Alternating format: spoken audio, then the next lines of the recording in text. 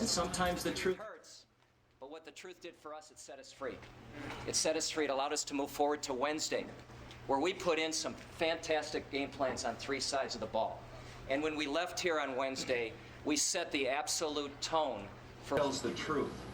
And sometimes the truth hurts, but what the truth did for us, it set us free. It set us free. It allowed us to move forward to Wednesday, where we put in some fantastic game plans on three sides of the ball. And when we left here on Wednesday, we set the absolute tone for what this moment means to all of us, correct? Yes, sir. We came back on Thursday and Friday. We honored the game, and we honored our opponent by preparing in detail on and off the field. And then we came back yesterday, and you left with a clear and concise understanding on why we should be absolutely confident to go out there and play the game we're capable of playing. Do you agree with that? Yes, sir. Okay. Yes. Absolutely, because we've had preparation, we've got the experience and leadership, and we've got the trust. Is everybody good with that? Yes, sir. So let's do this. Let's go out and do this. Let's go get the football. Let's take care of the football. Let's play this game with poise, the passion, and the sense of urgency that it deserves, reminding all us that it entitles us to nothing, but gives us an unbelievable opportunity and chance. It's a different kind of chance this time around. It's a chance of a lifetime. Let's take a knee and go. Well, that sets the tone, doesn't it? The two-time defending Grey Cup champions. That's their mindset as they get set to meet the Tiger Cats. These two teams split 4 regular season meetings, and only 1 point separated the two. Montreal outscoring Hamilton 117 to 116. Well, in order for Hamilton to upset the Montreal Alouettes in this one this afternoon, they're going to have to get to the all-time leader in professional football and passing yards. He set that mark in October of this season. Kevin Glenn yesterday said he felt confident. He loves his surroundings. He's ready to go play football. 2-4 as a starter, and he will be the guy. Even though Marcel Belfait has gone with 2 quarterbacks in the last 5 weeks of the season, it'll be Kevin Glenn unless he's injured. Marcel Belfait's Tiger Cats looking for their first postseason victory since 2001. Belfait looking for his first playoff win as a head coach. Well, you've heard from Mark Trestman in the midst of his second 3-game losing streak. In his tenure as coach of Montreal, he has never lost 4 consecutive games. He said, we'll get the ball and they will receive the opening kickoff. Montreal Alouettes had a player-only meeting. No coaches were invited. Mark Trestman addressed that with his team in the pregame speech.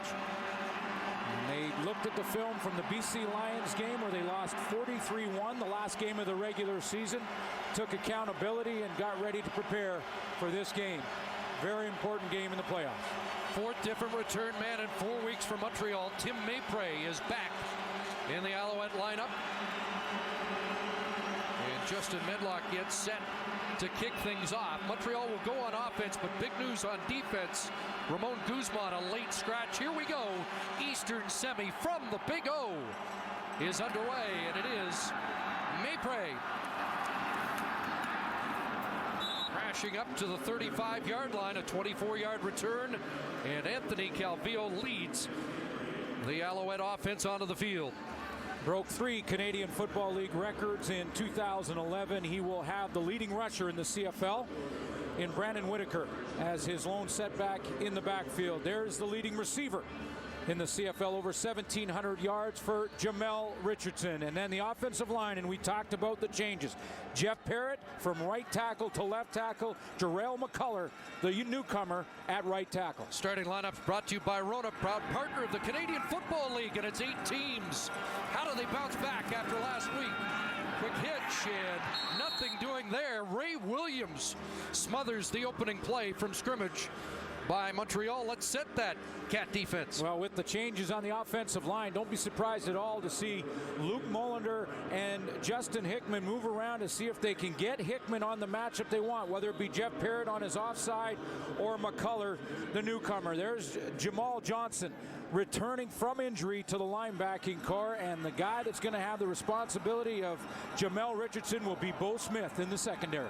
Brian Bratton, no gain, 2nd and 10. Calvillo to throw, and looks downfield. Jamel Richardson just Alouettes' reach as he was being tracked by D. Webb, and that's a matchup we'll be watching all day. Richardson, the leading receiver in the league, against D. Webb. Yeah, that time he got D. Webb on the field, and we let to look at this trench warfare between Justin Hickman and Jeff Parrott. Got to see that the Hamilton Tiger Cats early on are going to line Justin Hickman on Parrott to see how he adapts to the other side of the offensive line. 9 2-and-outs for the Alouettes last week in Vancouver. They opened with one here. Sean White's kick. And Thigpen on the return. And he'll get taken down by Darren Diedrich after a 50-yard punt. 3 yards on the return. Kevin Glenn is 2-4 in playoff action. His 2 wins in 07 as a member of the Winnipeg Blue Bombers. He will have the former Montreal Alouette and Avon Coburn. A key to success on offense will be establishing Coburn. There is Chris Williams, the outstanding rookie and finalist in that category for the Hamilton Tiger Cats. Over 1,000 yards for him. Mark DeWitt has played the back half of the season at center for Marwan Hayes. Not available for this one. Start just outside the 30, and they go to a hitch early, and Marcus Thigpen has a gain up to the 34, about 4 yards for the Ticats on their opening play. Take a look at that Montreal defensive front four. John Bowman leads the way. 12 sacks on the season for him up front. No Ramon Guzman at middle linebacker. Bear Woods playing in his first game for the Alouettes, his first this playoff game, and then in the secondary, the only veteran is Billy Parker at halfback. The rest are newcomers to the lineup, other than DeAndre Dix, who's in his second year. Bear Woods with a tackle on the first play, and that pass incomplete. Thigpen was all tied up by Marc-Olivier Brouette. Looks for a flag, but none forthcoming. And 2-and-outs to open the game for both offenses. You know, I think Kevin Glenn on that throw was just trying to draw a penalty flag. Well covered, the entire receiving corps downfield. Mentioned the battle between Avon Coburn and Brandon Whitaker. I really believe that'll be a key in this game. Who can establish that run? Medlock the boot, and Maypray from his 35 beats the first man, and up across the 40-yard line, a 7-yard return with the flag, and a 41-yard punt, but a flag back at the line of scrimmage.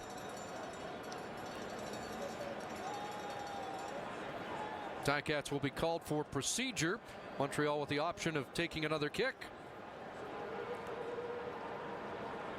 but with pretty good field position, looks like they'll decline. Procedure. Illegal formation, no end. Hamilton. That penalty is declined. First down, Montreal.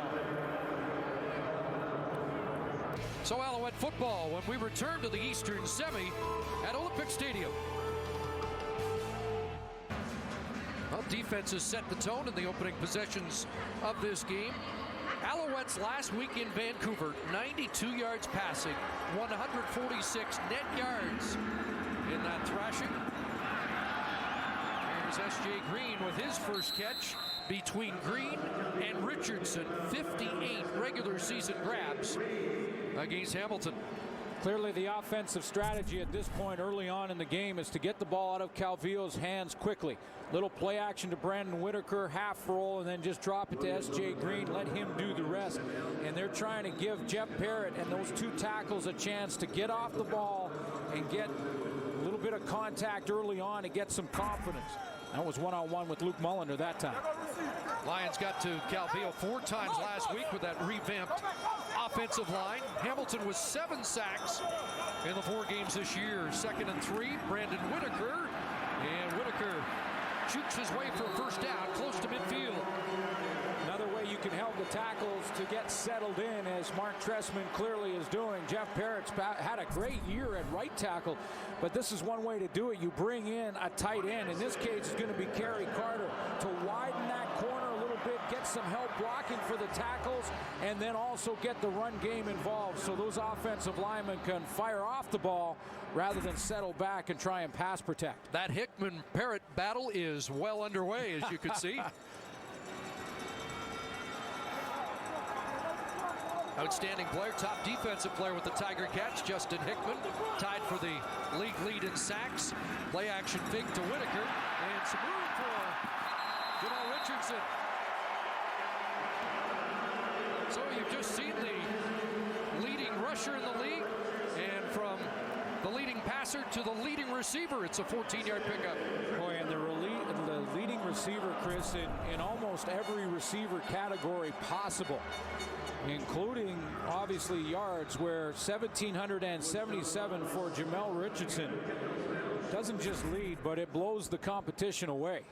And he missed a game with a sprained knee and told us yesterday 5 games played with a knee brace when it wasn't 100%. And all 5 had over 100 yards. 14 there, first down. Calvillo looking for S.J. Green, incomplete as the pass sails high. One thing that Marcel Belfay said to me yesterday was that in order for them to have success this afternoon, their defensive backfield is going to have to cover man-to-man and maybe have their best game.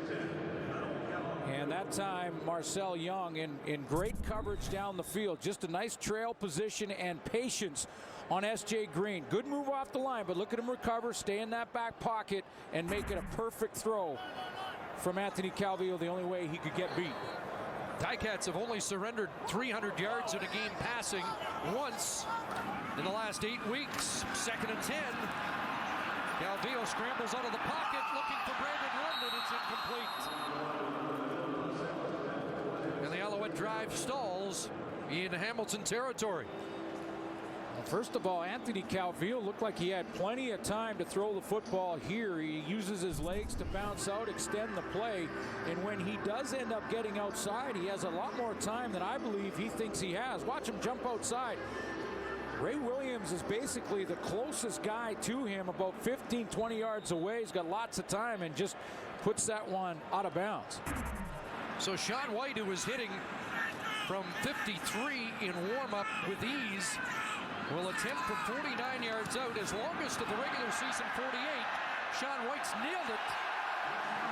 And the top Canadian out of the East gives Montreal a first quarter lead. 49-yarder for Sean White, who had an outstanding season. Alouettes with the lead. Marcus Thigpen and Chris Williams have dropped deep as the Ticats have opted to accept the kickoff. And it will be Thigpen from his 15. Marcus Thigpen gets outside. Mark Trestman talked about corralling Thigpen today, and you know, number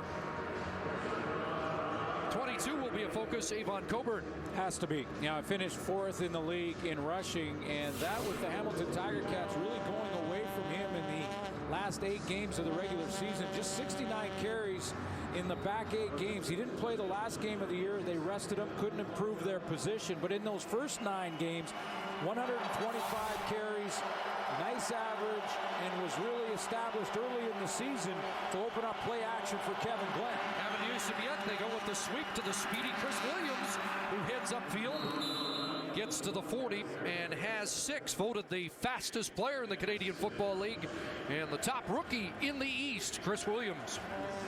Well, and in tandem with Avon Coburn, this is going to be what they're going to have to lean on, the Hamilton offense, because beyond that, they're pretty young in the receiving corps. But the former Montreal Alouette, who Mark Trestman said ran nasty against him during the regular season. Vicious, as a matter of fact, was the word he used. That got our attention. And Coburn's going to be a key for Hamilton this afternoon, although they haven't gone to him yet. A little surprised, and it's 2nd down. Go without Coburn this time. Pressure's on, and flag down. He gets out of the grasp of Bowman and throws complete, just short of the first down to Dave Stalla, but a flag was flying in that offensive backfield. Dave Stalla is the only returning skilled position player on offense from last year's playoff game for Hamilton.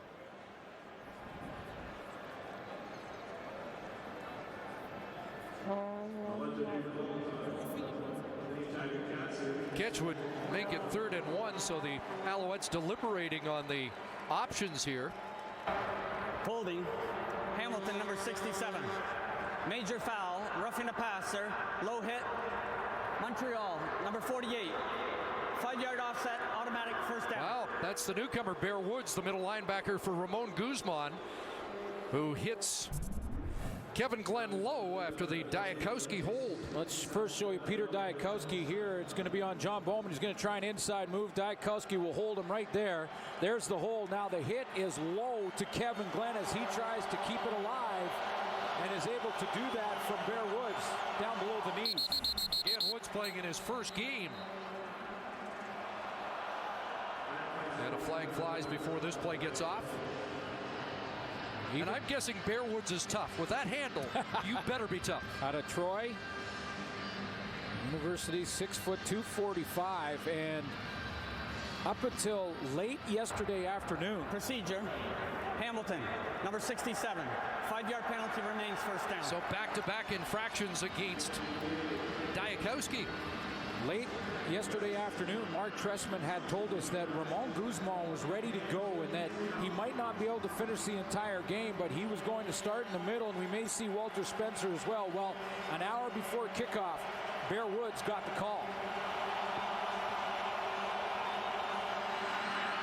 Here's Glenn throwing the out on 1st and 15, and the catch is made by big Bakari Grant, who gets swarmed. 51 tackles on the season for Guzman, who had played the middle for Shea Emery, who was also almost available, tried it in the warm-up. Tim Tibesar, the defensive coordinator, watched the Guzman warm-up. Mark Tressman wasn't convincing yesterday to suggest that Guzman was going to play the whole game. But as it turns out, doesn't even get the start. 2nd and 9 for the Tiger Cats, and the shovel inside, and here goes Coburn, and Avon Coburn runs viciously into Alouette territory for a first down. Well, not only does he give you that inside run presence on the shovel route here, as he's going to come underneath, come off the tackle, but watch the enthusiasm with which he runs. I mean, this is a guy that can be a leader, a real spark plug for the Hamilton offense, whether you give it to him on first down in the run game or in second down, a little shovel like that. He runs with, as Mark Tressman mentions, he runs vicious. He runs with great leadership. One of those long handoffs they suggested. Now the counter to Thigpen, and Marcus Thigpen is away. Open road, touchdown. 50-yard run for Thigpen, and the Ticats have the lead.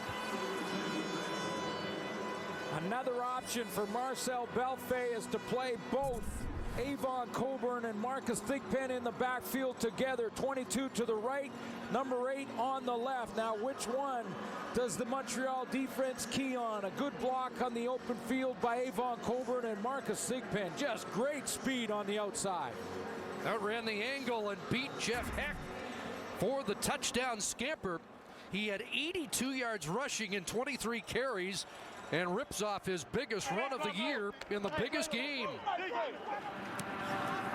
Medlock the extra point, and Hamilton has the lead. Box in the open field, one by Avon Coburn, one by Bakari Grant. Medlock kicks it off, and Diamond Ferry back at his 10. And Ferry met and driven back as he reaches the 30-yard line. Running play like that to Thigpen, you need one block, and that has got to be on the leading tackler for the Alouettes. That's going to be Avon Coburn, who's going to get out there in the open field and get a body on Chip Cox, their leading tackler. So he makes that block. That gives Thigpen the chance to bounce outside. Now we need one more down the field for the Hamilton Tiger Cats to get this to the end zone, and he gets that on Paul Waldo from Bakari Grant, his receiver up top. That gets him the corner and that sideline, and then it's goodbye.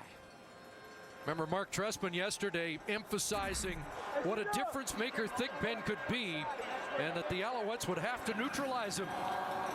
Not on that drive, and now Brandon Whitaker inside, and the ball popped loose, and a scramble down there.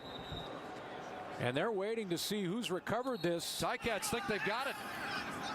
Eddie Steele in the midst of it. And now Richardson has words. And who does have the football?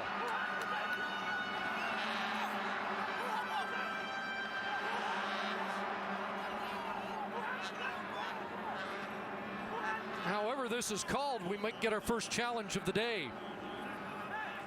They're calling it second down.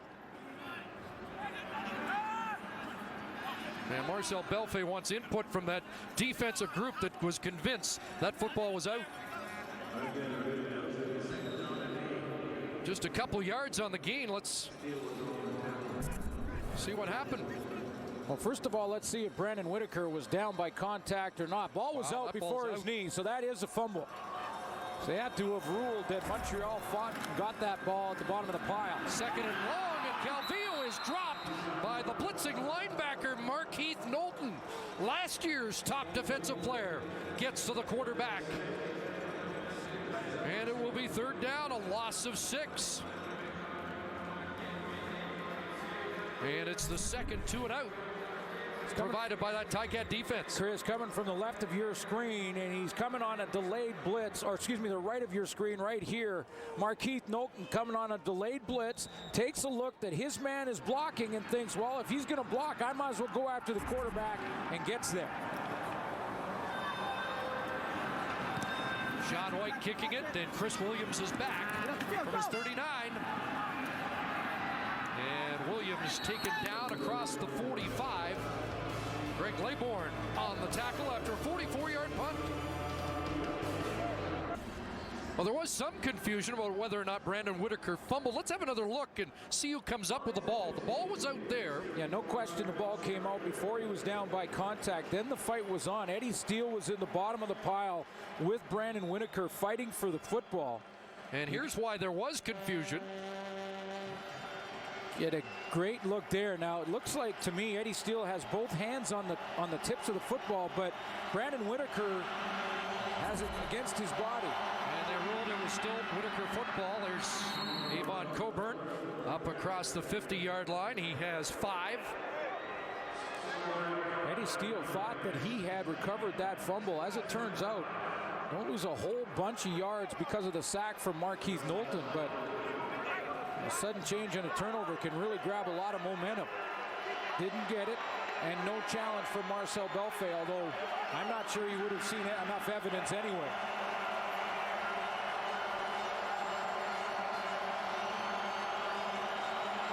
Second and 5. Glenn short drop, long throw, wants Williams, and he drops it. Chris Williams was in behind Billy Parker and couldn't reel it in. Missed opportunity for Hamilton. Absolute perfect throw from Kevin Glenn. Enough air on it for Williams to get underneath that football, and he does. He just tries to run before he has it. That goes right through the bottom of the bucket. And you always wonder, as great a season as Chris Williams has had, how a rookie will respond in a playoff game. Big miss. Maypray on the return, and he is forced out near the Alouette bench. And a little scrap. Let's check in with Sarah Oleski on the sidelines. Well, Chris, we see Jamal Johnson playing for the Ticats today, but no Stevie Beggs. He's a healthy scratch, a victim of the ratio. The priority, as soon as Johnson was healthy enough to return, was to get him back on the field, and that meant that somebody had to sit. I asked head coach Marcel Belfay about the decision to make Beggs that player, though. He was their high-profile, highly paid free agent signing last year, and if performance had anything to do with it, he said not at all. Somebody had to come out. It was either going to be Justin Hickman or Beggs, and with the season that Hickman is having, an East Division All-Star, tied for the lead in quarterback sacks, the decision was made for it to be Beggs. It is only a one-game issue, though. Ryan Hines is expected to be available next week in the East Final should they make it, which would allow Beggs to return. Pressure there from Hickman, and the pass through the hands of Brandon Whitaker as Bo Smith was bearing down on Whitaker, and this Alouette offense hasn't got traction yet. Well, it hasn't, and Justin Hickman is starting to now figure out the change at tackle and where he can maybe take advantage of it. You know, this is a guy who had 13 sacks on the season, tied for the league lead with Odell Willis in Winnipeg.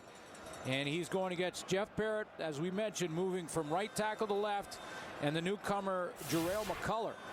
And he had pressure big time on Anthony Calvillo on that last play. 2nd and 10 out of a bunch formation, and Calvillo drops the football. Loose ball, Cats are all over it. They've got it, and it looks like Jamal Johnson. And this time it is a turnover on a fumble as they get heat on Anthony Calvillo.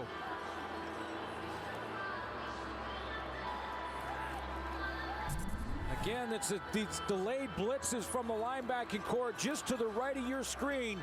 You're going to see good pressure coming from Jamal Johnson from the backside. The blind side, Jeff Parrott is engaged with Luke Mullender, the left tackle. He has his man. It's the free linebacker that comes from behind to get to Anthony Calvillo to cause that fumble. First game of the month, Jamal Johnson, the reason they had to make the difficult decision on Stevie Beggs. Johnson back from injury, and they had to get him in the lineup. We back. Let him know, man. See what the Cats do with the turnover straight ahead. Coburn, these are the situations Kevin Glenn emphasized yesterday. Critical for Hamilton to take advantage of opportunities just like this. Well, and Chris, in the regular season, the Hamilton Tiger Cats, who are right now on the brink of the red zone, were the best team in the CFL in the red zone, converting on 76%. Scoring majors 76% of the time when they get from the 20 going in. That's where they are right now. They've got to take advantage of sudden change. 2nd and almost 7 from the 20. Glenn stands in, corner run for Matt Carter. And Carter, is it Laybourne with the interception, or are they going to rule him out? Incomplete, as it was out of bounds. Well, and just like that, great coverage in the corner from Greg Laybourne. Looked like Carter, who's back in the game after being knocked out in that game in Moncton, not playing since then. This is his first game returning. A good battle, but you can see both players were out of bounds. Yeah, actually Carter with the catch. Laybourne took it out of his hands. Both out of bounds, and Medlock in after his superb season of kicking field goals. And doesn't miss here on his first of the game from 27 yards out. And a touchdown lead for Marcel Belfay and the Tiger Cats. Hey, after this one, I might buy myself some poutine there and watch that second game. That looked pretty good. A Montreal staple. Mark Trestman, 48, 24, and 24 in the regular season. 3-0 in the playoffs. 2-1 in Grey Cup championships. Back-to-back, looking to win 3 straight. But they've, in the last 2 years, played the final. 1 game to the Grey Cup. This year, they've got to go the long way. You know, we spent a lot of time in the last 24 hours talking about what we expected here. You respect what this team has done over the last 2-3 years under Mark Trestman's leadership, but that game last week, it raised a lot of questions, and Hamilton has raised a lot of questions over their inconsistent performances the last 2 or 3 years as well. Well, the Ticats have come to play in this East Semi.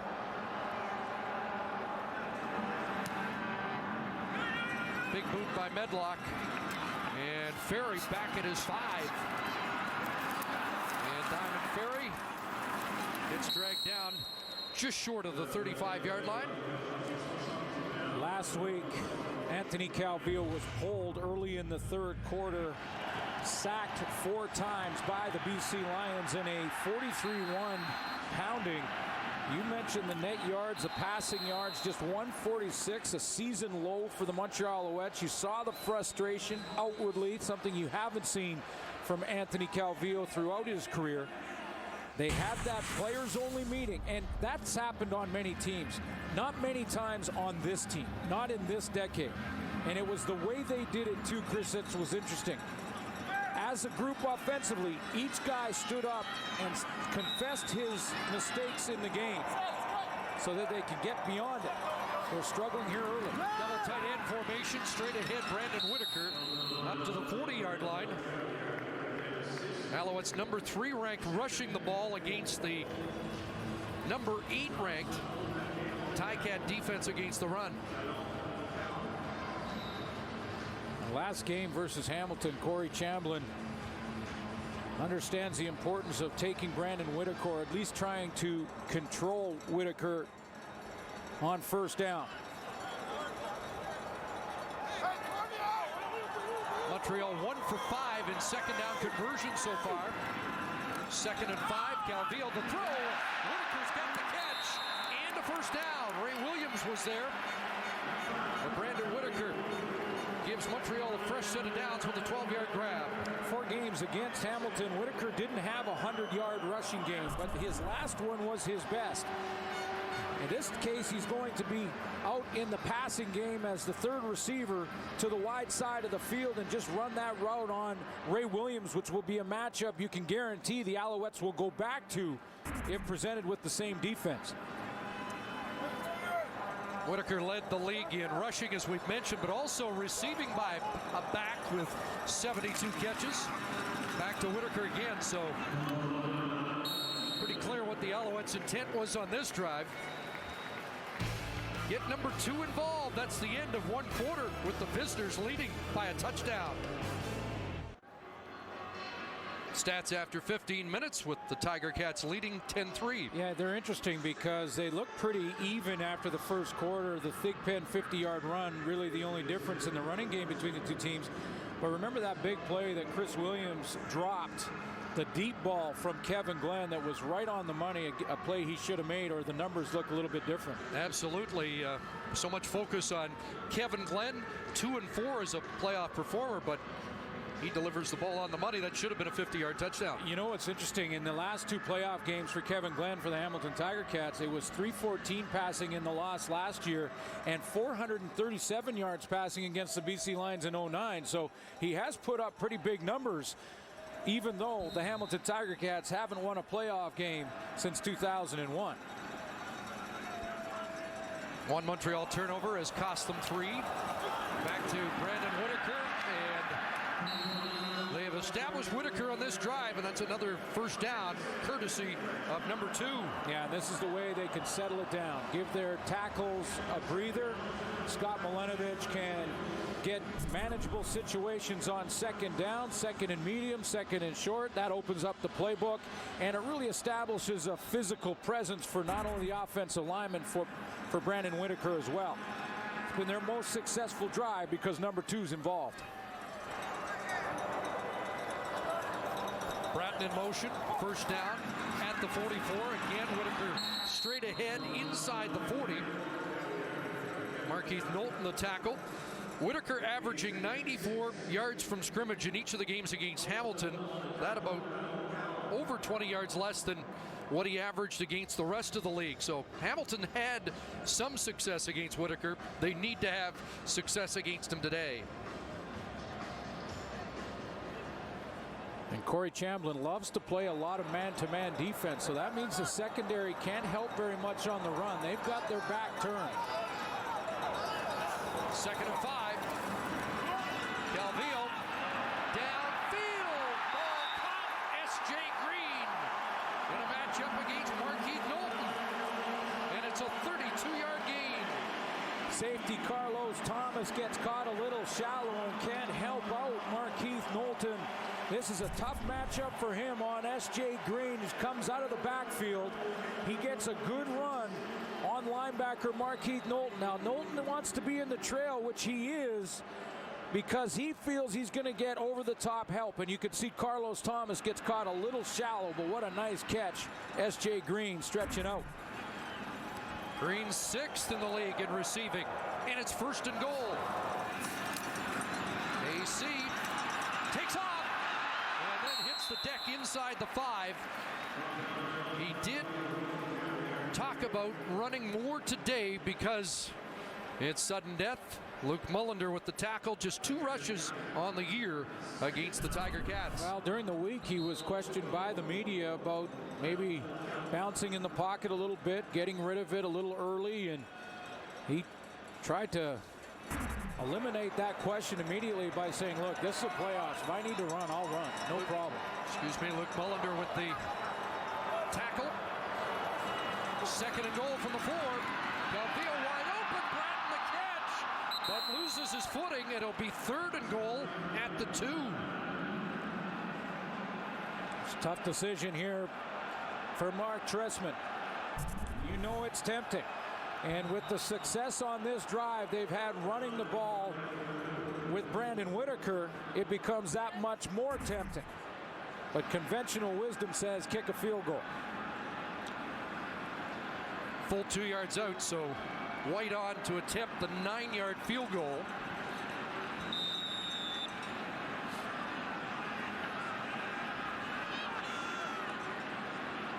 Ricky Santos is the holder. They take 3, and the lead is now 4.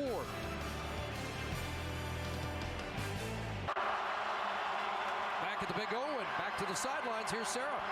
Well, Chris, when the Ticats signed Avon Coburn in the offseason, it wasn't just because he's one of the league's elite running backs. It was also for his veteran leadership, and that was something that Marcel Belfay wanted to impart to the group this week. He asked him to speak to the team about his experiences in the Grey Cup with his 2 Grey Cup wins with Montreal. It was a move that Coburn said he wasn't totally comfortable with, thinking back to that and just trying to take himself out of the equation and impart his experiences and his input on it. But it was something that he did say that he embraced.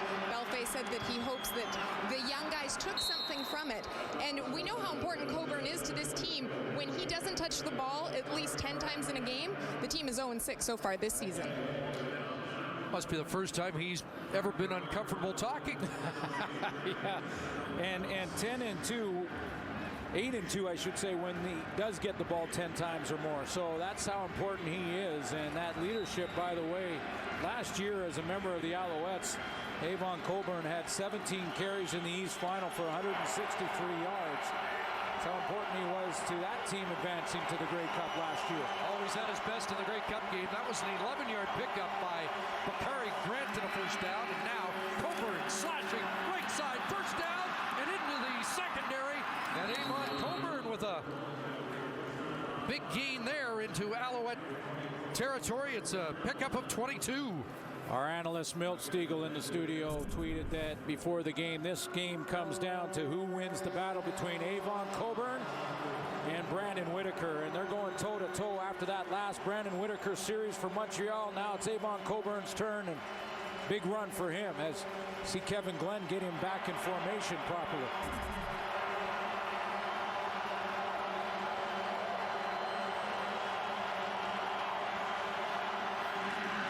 Shovel this time, and Thigpen drops it. It's ruled an incompletion.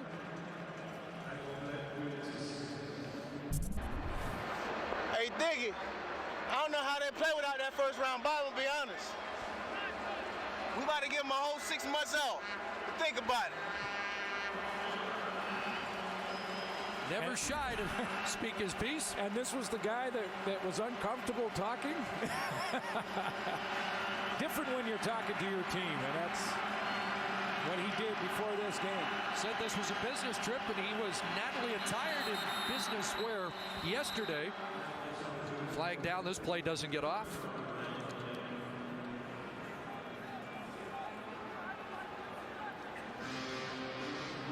Man, it's offside against the Tiger Cats. But I found interesting Mark Trestman talking yesterday about how Coburn sets the physical tone. Offside. Hamilton, number 8. 5-yard penalty remains, second down. That's Thigpen.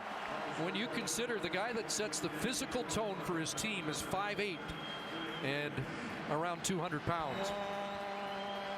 Just runs hard, and he takes on those tacklers, bounces up quickly, great enthusiasm.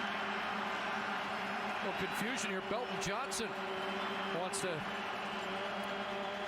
meet up with Kevin Glenn again. They may be having trouble now with the noise here at Olympic Stadium, and Anthony Calvillo suggested that would be a factor yesterday. They kind of re-huddled up there to make sure everybody's on the same page for 2nd and 15.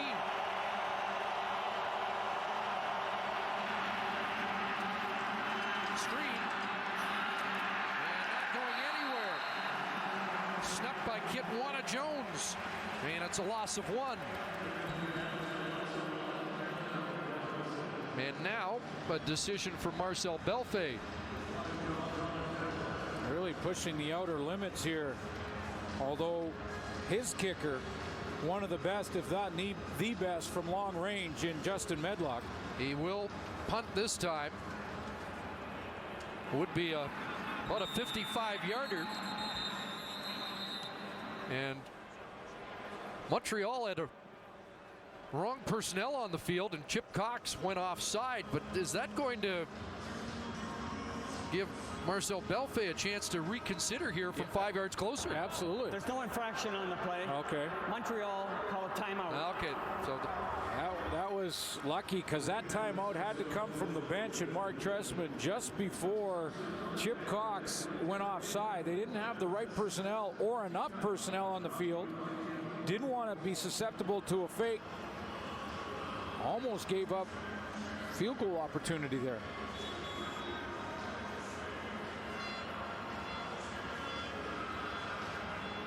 Andy Bishkoff had to make adjustments to get his personnel on the field. Hold on.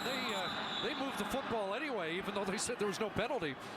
And now the officials are going to have to get together because they did move the ball up 5 yards.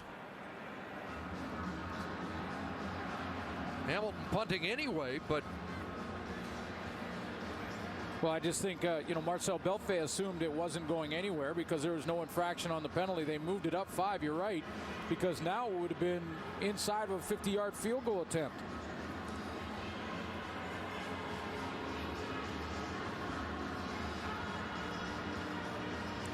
While Kim Murphy was making the announcement, one of the officials wasn't on the same page. And now they've moved it back, or have they?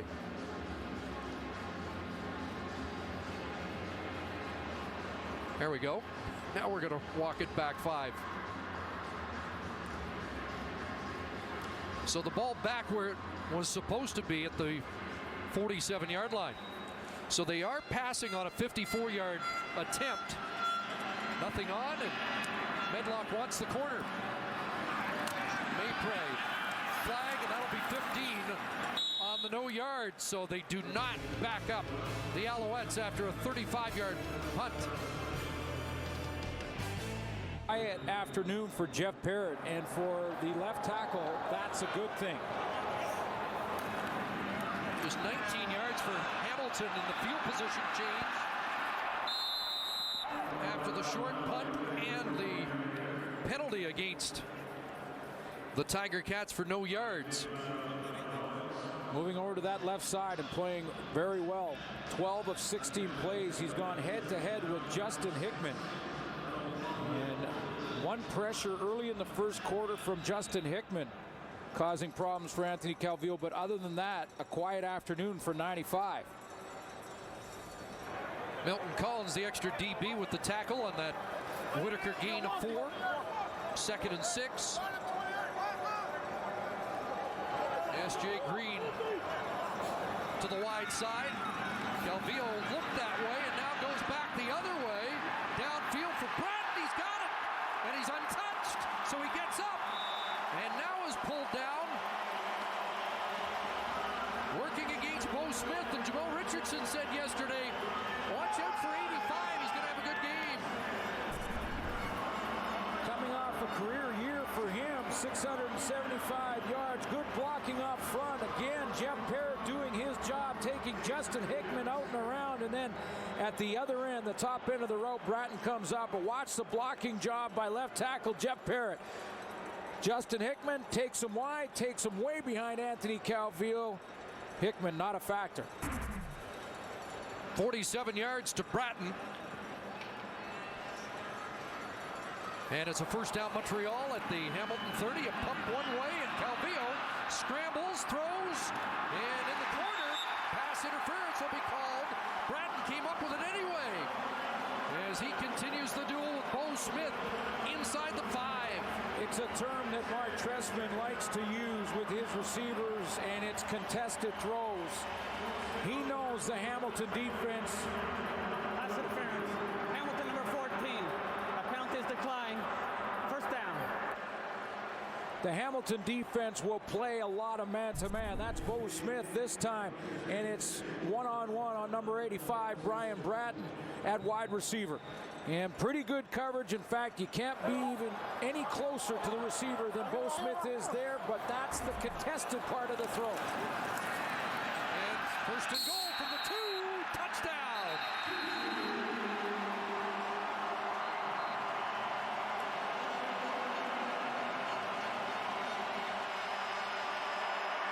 Brandon Whitaker punches it in, and the Alouettes have the lead. 2 big catches by Brian Bratton on the drive, and Brandon Whitaker finishes the drive to put the Owls in front.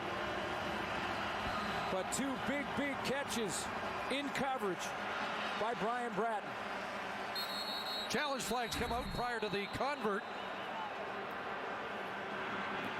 Marcel Belfay's group doesn't think he broke the plane.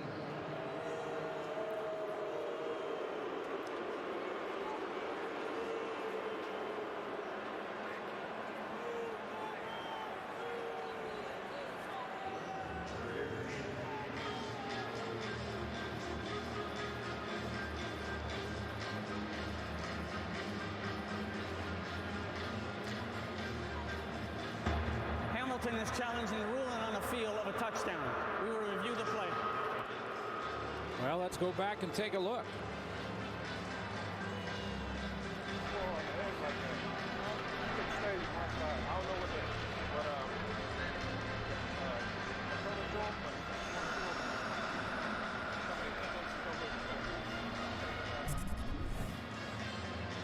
From the opposite side.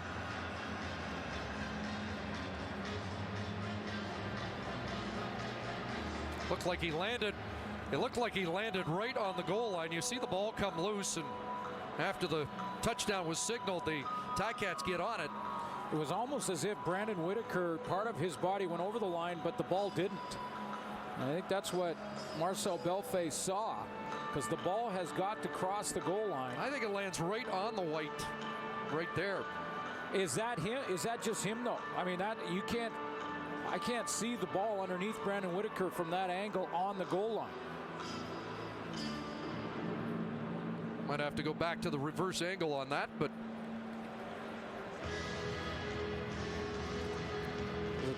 one more angle to that touchdown or challenge play, because there's the ball right down on the goal line.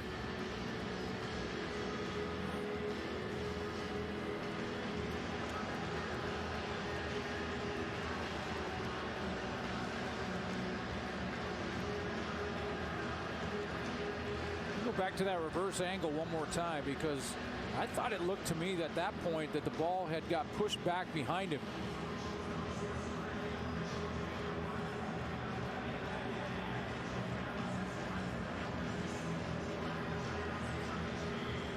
No, you know what? It is on the goal line right there. That's all he had to do.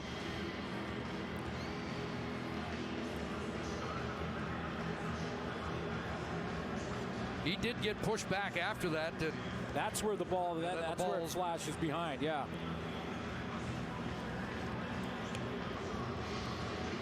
Well, based on that look and where the ball is, they make sure that he has control of the ball there. Then this should count. This should stand.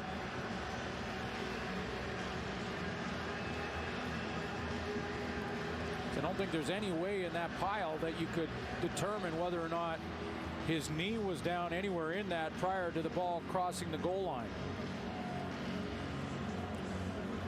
But that is probably why they're taking a little extra time. We've seen the ball break the plane, but again, you're right. If Whitaker's knee was down prior to that, it would not be a touchdown.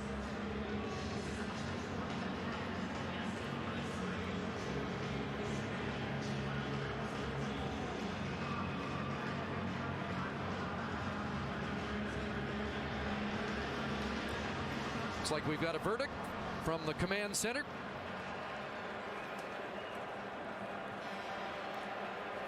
After review, the ruling on the field stands. It's a touchdown. based on the time that it took to make the ruling, you have to say it's a good challenge by Marcel Belfait to take a look at that. If he wins that, he gives his defense a chance down on the goal line. And we've seen this year that plenty of goal line stands. It's not an automatic from down there. But a big drive for the Alouettes and a quick one. 4 plays, 82 yards. Capped by the Whitaker touchdown. The Canadians that have paid the ultimate sacrifice. It's been a decade-long mission in Afghanistan. Alouettes have the lead. Tiger Cats have Thigpen on the return up to the 35-yard line. Good first half, and now Kevin Glenn. And the Tiger Cats will look to answer that last scoring drive by Montreal. Boy, those numbers look drastically different. Not for a drop from Chris Williams in the first quarter, but this may be the most important drive so far of the game for Kevin Glenn. A couple of first downs here can give that hope back to his football team. All of a sudden, Montreal's grabbed some momentum. A Brandon Whitaker drive, the Brian Bratton drive. Now it's time for Hamilton to respond.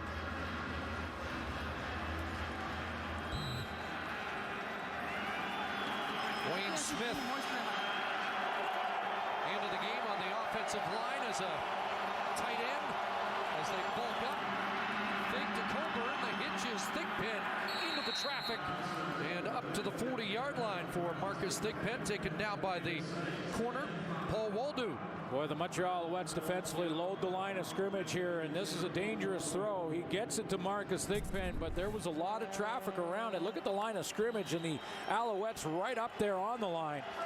And that's exactly where they're throwing it, right down the line of scrimmage. I count about 7, 8 Montreal Alouette tacklers in the area.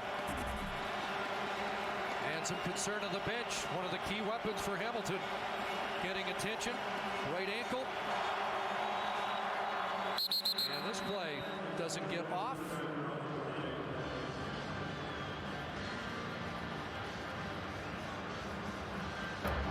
Time count violation. Hamilton number 5. 5-yard penalty remains, second down. Home field advantage for the Alouettes. You mentioned Anthony Calvillo talking about it and how difficult it'll be for Kevin Glenn to hear the calls coming in his speaker in his helmet from Kahari Jones on the bench.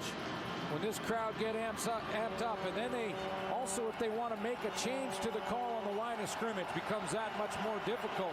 We've seen a couple of penalties in this first half because of it. Second is, or 2 for 6 in second half conversions, and they're going to be close to one here. That's a big grab by Thigpen, who caught it at about the 45. Needed to get beyond the 45 for the first down. So let's check the spot. Clutch throw and catch. And it looks like they may be a chain link or two short. Well, Marcel Belfait said to us, a nice catch by Thigpen in traffic here. But he said to us yesterday that Marcus Thigpen and Chris Williams had not played together for about 5 games because they knew where they were going to finish in the playoffs. This will be third and about 2 inches. Close enough, I'm sure, that Marcel Belfait will go ahead and go for it. And with Chris Williams now on the bench getting his ankle taped, that means that Thigpen is going to have to go and play more as a receiver. And it takes away the option offensively of having both him and Avon Coburn in the backfield. So more injuries affecting the decisions made by Belfait. And we've already seen the impact Thigpen can make when he is in the backfield. The 50-yard run, 3rd and inches. And the jumbo team comes on, including Porter in the short yardage. Justin Hickman and Porter lunging for the first down. You know, Marcel Belfait was asked a ton about this 2-quarterback system in the last 5 games of the regular season. And, you know, basically, it wasn't to set up the possibility of a rotation here in the playoffs. Kevin Glenn has been the starter, will remain the starter. What Marcel Belfait said it was all about was giving Quentin Porter more experience so that if they had to, desperation time either through injury or just that the wheels came right off this offense for the Ticats, that they did have the option to Porter. Fullback Darcy Brown, part of the bunch formation to the wide side. And Coburn straight ahead. And not much there, trying to push push the pile to the 49. You know, the little things make such a big difference, and that exchange from Kevin Glenn to Avon Coburn wasn't smooth. It caused the timing of this play to be off by just a split second or two, and that's all it takes. Watch how he gets a bit of his arm. It pulls Coburn back a little bit. He has to hesitate, and then by then the hole has disappeared. So passing down, John Bowman comes out. And an extra DB in for Montreal, and Chris Williams is checked back into the Hamilton offense. Kevin Glenn sidelines. He's got a first down, and Matt Carter back for the first time since the game in Moncton, where he had that scary injury, a concussion, when he was sent head over heels in the game against Calgary. Nice pickup here on the protection for the Ticats to allow Kevin Glenn to take that step and step into this throw good and hard. Belton Johnson on the outside, nice push. He was on Moulton Hopkins to keep him wide, and Glenn has the throwing lane he needs. There were some questions about, well, not sure about Matt Carter. He's only been back for a week and a half. Yeah. Glenn McKay with a broken foot is out. Another reason the ratio problems that have Stevie Banks sidelined today. First down, Coburn slashing down to the 50-yard line. Another short gain for Avon Coburn, setting up another second and long for the Tiger Cats. Close game and a tight game between two rivals that have become rivals this year in the 4 games they played. Discipline will be a key factor. Exactly 3 minutes left, and now that 3-minute warning given to the benches. First half, Eastern Semi. Ankle retake. Second down, Glenn throws, it's caught. Dave Stalla, the former Alouette, with a first down, and he's inside the 30. Sticky gets 21, and another second down conversion by the Ticats on this drive. Career high 8 touchdowns for Dave Stalla in the 2011 season, and is there better hands in the CFL than number 88? That ball out high and outside with a lot of heat on it. Stalla pulls it down, key catch. So inside the 30-yard line. Stalla, number 4 among Canadian receivers this year, and 14 catches in his last 2 games. First down. Glenn sets up and looks downfield, and it's a touchdown. Bakari Grant in the end zone. A perfect strike for Kevin Glenn, 29 yards. Layered routes across the middle. And you're right, it's a perfect throw, Chris, because Kevin Glenn has time to step up in the pocket. Watch him half roll to his right, step up, step into this throw, and over the shoulder, Bakari Grant, the best catch of his young career. What a great grab by the rookie. And that is the first touchdown pass tossed by Kevin Glenn in his last 137 attempts. That drought is over, and the Ticats have regained the lead. You know, back-to-back catches from his receiving core, though, when you think of that Stalla catch and then Grant on the touchdown. Both throws, Kevin Glenn was forced through the coverage to throw it to a spot where he has to make it tough on his receiver and hope for the best, and both those receivers came up big for Kevin Glenn. Bakari Grant, you're going to see the layers here. There's one there and then down the seam. The idea here is to put it a bind on the safety, make it tough for him in Jeff Heck back there. He's too late coming out of his backfield. Actually, it was Chip Cox who had rolled back to the safety spot. But he's too late coming out of that back pedal because of the layered routes. And nice catch by Bakari Grant. Brother Robert, the former Edmonton Eskimo. Oh yeah, all day. Hey man, I just want to give a shout out to my baby girl, beautiful Kari Marie. I love you. Give a shout out to that Kelly life. Obama all day, baby. We out here. Game time, turn, baby, let's go. Marcel Belfay mentioning he's the best blocker among the receivers, but pretty good hands too, as he showed you there. You remember his big block on the Thigpen 50-yard run in the open field. And Medlock the extra extra point, so the Ticats have regained a 4-point lead. John Bowman was shaken up on the Bakari Grant touchdown. Boy, this is a tough catch. I mean, he's got to go over his shoulder. It's high and outside. Now, Glenn has time to really put this where he wants, and he has to put it there because of the trail position from Seth Williams. If he puts that anywhere in the short side shoulder, Williams has a chance at it. It's up over the top, makes it a little tougher on Bakari Grant, but he comes up with it, and Chip Cox just did not have time to get there. Well, there were some much talked about moves in Hamilton this year. Releasing or dealing Arlen Bruce and Maurice Mann, veteran receivers. They liked what they had in the youngsters. Chris Williams, the top rookie in the East, and Bakari Grant demonstrating his talents on that play.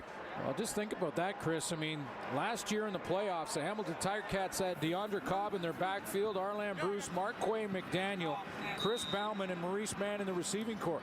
The only returning receiver is Dave Stala. These young receivers, Marcel Belfay felt, had the ability to be able to take another step and win that big playoff game. We'll see. 75-yard touchdown drive, 70 through the air as Kevin Glenn went 4 for 4. Here's Mayplay. And he gets dragged down by the special team tackle leader in the Canadian Football League this year, Mark Beswick. Well, we may get a pitcher's duel today as Calvillo is heated up and Kevin Glenn put his team back on top with that last drive. Well, things have settled down for Calvillo when he got Brandon Whitaker involved. And it was late in that first quarter. And into the second. A couple big catches by Brian Bratton.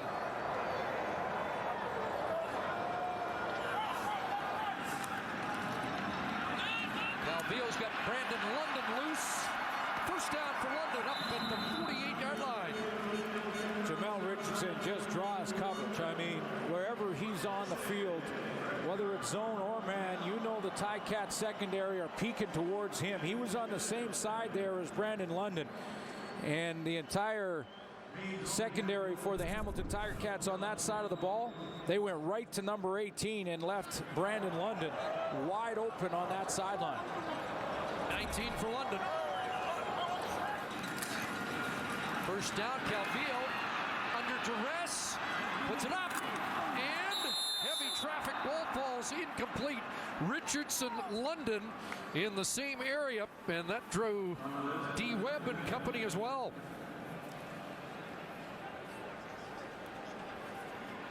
I believe Lois Means, the fourth member of that gathering around the football. Yeah, he's the guy who made the hit on London that knocks it out of there. But you're right, D. Webb was scrambling to get back.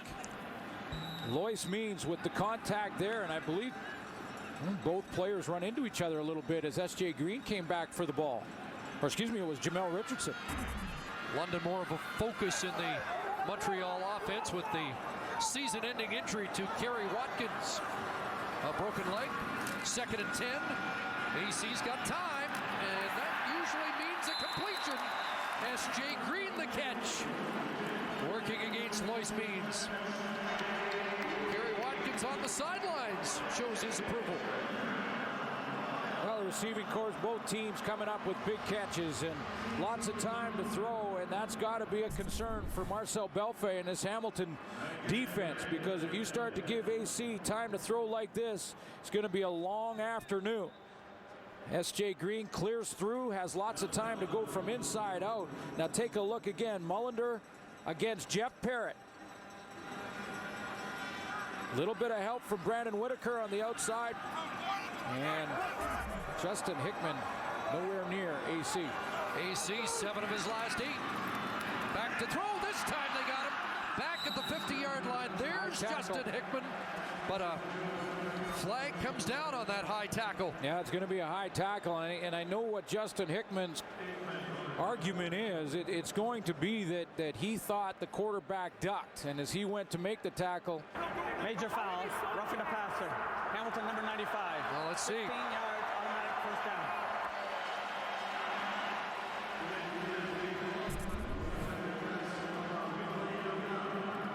stand-up position. Jeff Parrott's done a nice job on him so far, but good power rush there. I don't think he's got a case. No, he doesn't. That's going to be called every single time. Could have ran through his back and had the sack. Instead, it's a 15-yard penalty. Extends the drive inside the Hamilton 30. Here comes the heat. They got him this time. Nothing wrong with that. Marcel Young off the corner. And the Ticat fans who have made the trip like that. Well, it's a good change-up by Corey Chamberlain, defensive coordinator for the Hamilton Tiger Cats, because Justin Hickman is going to drop, and they're going to load up the opposite side, bring pressure from the right side of the formation. Watch number 95 take a step, then drop into coverage. Anthony Calvillo hasn't seen much of that in the 4 games they played against this team, and he holds on to the ball a split second longer, and when he does, Marcel Young gets there. Loss of 13, so that basically wipes out the penalty. Second down, more heat. Calvillo intercepted. It's picked up by Jamal Johnson. Breaks a tackle. He may run a while. Jamal Johnson down the sidelines. Cuts it back. And look at this. Jamal Johnson dropped inside the 5. A touchdown saver for Jamal Richardson. But the biggest defensive play of the day comes with under a minute to go. And back-to-back plays for the Hamilton defense that cause problems for Anthony Calvillo is due to pressure. And it'll be pressure that causes the problem for him again here. Luke Mulliner with a push from the outside.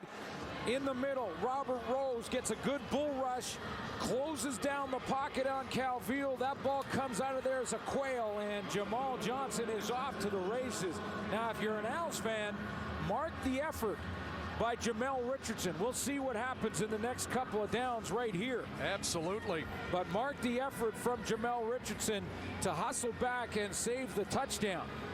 But look at that pocket just collapse. What a bull rush inside by Robert Rose. Big guy out of Ohio State. Jamal Johnson's first interception of the year. Looked like he might have been end zone bound. How many points does Richardson save with that great second effort? Quentin Porter comes in. Short yardage team. 2 backs. Second man through is Coburn. And Avon Coburn, not much. Bear Woods. Now, I think those plays are huge. Now, this down, it'll come down to what happens here on second down. And Jamel Richardson could be a difference maker.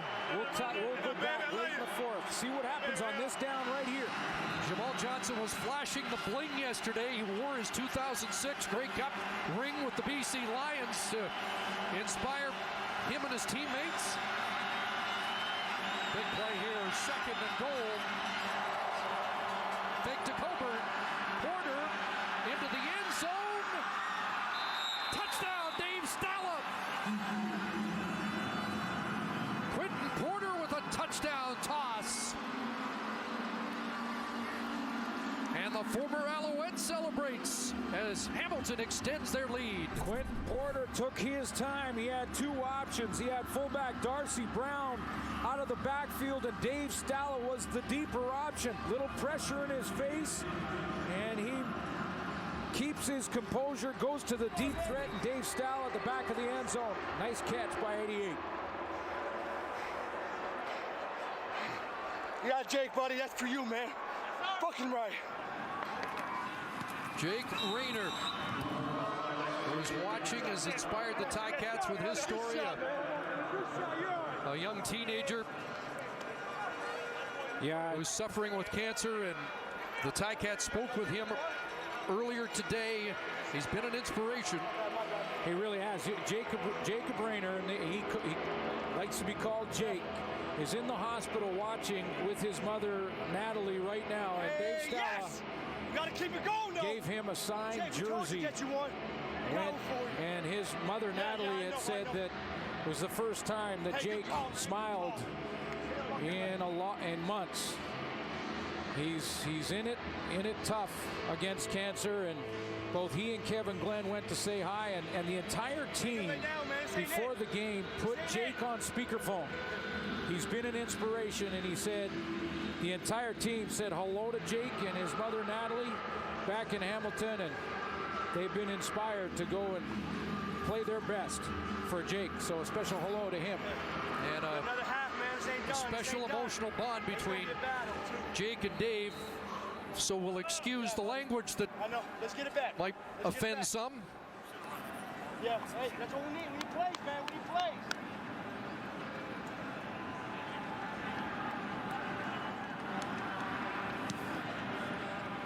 Medlock booting it, and just over a half-minute left here in the first half. Mainpray trying to prime the Alouettes perhaps for one more chance to score up to the 40-yard line, but one more look at the Stala major. Now, I mentioned the two options. One option, Darcy Brown. One option, two options, Dave Stala. That's the second. Brown comes out of the backfield, and he'll be the short one. Now, it's the composure of Quentin Porter now. He's got lots of time. He's got one target here, and he's got to wait for Stala to get open in the back of the end zone and get away from that outside goalpost. Once he does that, he drops it to the outside shoulder, and Stala uses his body to make that catch. Like he had a shot at Darcy Brown, too. Went with the more established target. And now Calvillo with 26 seconds left, down by 11. Wants to cut into that. Pass is complete underneath. London another grab. He'll get out with the escort of Marcel Young. 19 on the clock and a 9-yard gain. And right now, the Hamilton Tiger Cats, even though Calvillo has found Brian Bratton, he's found Brandon London, Scott Milenovich has got to figure out a way to start to get the football to Jamel Richardson. Made the big tackle to at least give his defense a chance on that interception by Jamal Johnson. But he has just one catch, Chris, in this first half. So far, the Hamilton defense has taken him out of the game. 2 for 5 last week against the Lions. They need about 15 to get into field goal range here. 2nd and a yard. And Calvillo unloads downfield. Jump ball. And guess who's got it? Jamal Richardson wins those battles just about every time. The way they get it to him is to give Calvillo enough time so that he can run a double move, because what he's going to do is go corner and then down the rail. Jamel Richardson needs time to execute this kind of pass route. Watch the corner move there. He gets to the sideline, then turns it up on Lois Means. And all season long, Marcel Young, and all season long, AC's been going to that matchup. 41 yards. That pass for Whitaker sailed over the helmet before he turned. And so with 1 second left, surprised they didn't just throw to the end zone there. They had one play and missed Whitaker coming out of the backfield, and White will come on to go for 3. You're right, Chris, because if he makes that catch and is tackled inbounds, they may not have a chance to go for this. Likely AC threw that away on purpose. 26-yard attempt. And Sean White puts it through. So it'll be a one-possession game at the half. It's an 8-point Hamilton lead in a well-played opening 30 minutes of the Eastern semifinal. Welcome back. Here are your halftime numbers. 24-16 Hamilton, Chelsea. Hey, Dave, 92 yards rushing. That's good for the Ticats. No turnovers yet. That's good for the Ticats. Over here, 2 turnovers. That's bad for Montreal. And only 42 yards rushing the football. That's bad. That's the good and the bad. Hamilton Ticat coach Marcel Belfay just spoke with Sarah Orleski. Coach, we saw a number of players on your defense step up in that first half and make plays, but Jamal Johnson with that interception, is that one of the reasons why you had to have him on the field in this game? Absolutely, because of his big play capability, whether it's getting to the quarterback or in coverage or just playing the run. So that was one of those situations. How important was it for this group to go into the half with a lead here in Montreal, a place that this team has struggled in? Well, it was very important for us to get off because, they do such a good job, especially in these playoff games at home, coming out strong and getting up on top of teams. So being able to play, with the lead is going to be a better situation for us. Thank you. You're welcome. How the Ticats defense get pressure on Anthony Calvillo. How can you address that? Well, we got to continue to mix it up. We've run the ball fairly effectively, and we've gotten some big plays throwing the ball. We've got to clean up some protection things, which I think we've done. That's going to help him out, and we got to let him do his thing. Jamel Richardson had only 2 catches last week, only 2 catches in the first half. What are they doing effectively to contain him? Well, we're just mixing it up, and he's the guy who's been covered, but we have gotten him football a couple of times, and we'll continue to try to work that way in the second half. Thank you, Mark. You bet. Anthony Calvillo does have 228 yards passing so far, but the Ticats have 10 points off turnovers. Jamel Richardson, sorry, Chris, one of the catches was late in that first half. But you heard Mark Trestman saying he hasn't been the open receiver, so Anthony Calvillo has gone to Brian Bratton a couple of times, S.J. Green a couple of times, Brandon London involved in the offense. But you can bet any opportunity they can to get it back to number 18, they'll try to. Different script for the Alouettes. They are a notorious front-running team. Can they come from behind here on home turf today? Not much for Marcus Thigpen as he gets steamrolled downfield. There was Seth Williams along with Darren Diedrich as Thigpen was stationary and dropped at the 25. Take a look at what Kevin Glenn did in the first half. 10 of 14, 106 yards. Had a big one drop to Chris Williams in the first quarter. Numbers would have been a lot better, but no interceptions. Avoiding the turnover, Chris Schultz mentioned at halftime, which is very important for Kevin Glenn. I mentioned in the last 2 playoff games for Hamilton, he's been over 300 yards in both, but the turnover was the issue. He's avoided that in the first half.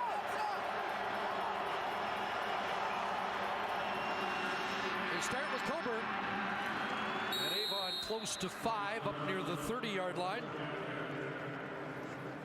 Tiger Cats with only 2 road wins on the season. And in the last 3 years, Marcel Belfay's team has been at 500 17 different times. Let's take a look at rookie sensation Chris Williams and see if he is running well on an ankle that had to be retaped in that first half. 2nd and 5. And they're going to go deep for Carter. Matt Carter, and incomplete. Looked like he had a step in behind DeAndre Dix. But Dix recovers, and it's a long, loud incompletion. Yeah, not only does he recover, but he recovers well enough and composed enough to turn, look back at the football, and back into Matt Carter rather than interfere with him facing the downfield direction. That could draw the penalty flag. Watch him turn, good composure, then he puts his hands up. No penalty. Not a great kick by Medlock, and it bounces down for Mabry, who finally drops on it at the 36-yard line, and no flags. Let's check Anthony Calvillo's numbers through 30 minutes. 228 yards, on pace for a 400-yard passing game. The one interception to Jamal Johnson, a big one. He had just given up a sack on first down, went to try and throw on second. Jamal Johnson set up the Dave Stala touchdown on his interception. Now, Dave Randorf mentioned it. It's a different script here at Olympic Stadium this year in the postseason. The last 2 years, they outscored their opponents 104 to 35 in playoff action. And in the last 3, 140 to 61, where the Alouettes have feasted here at the Big O. Well, like Avon Coburn told us right out of the gate in warm-up, when he looked into our camera and said, they can't just win one game and get to the final this year. So even if they can come back, Mark Trestman's crew can come back in this semifinal, they've got to go through Winnipeg to get there. And that is a very different script for the Alouettes. Might have a few viewers in Winnipeg today taking notes. I think so. In Swaggerville, 2nd and 7. Calvillo steps up and takes off, and he's going to run for the first down. Well, he said we might see more of it today, and that's a key 8-yard run for Calvillo to move the chains. Well, just take a look at how Anthony Calvillo goes through his reads and doesn't find the receiver he likes. There's one there. Go ahead and run it, guys. He doesn't like that side. He goes over here, 2. No, 3 down the middle. Nothing there. Go ahead and run it. Keep it running. And then he goes and said the 4th option is to take off and run. And even with Jamal Johnson bearing down, gets the first down.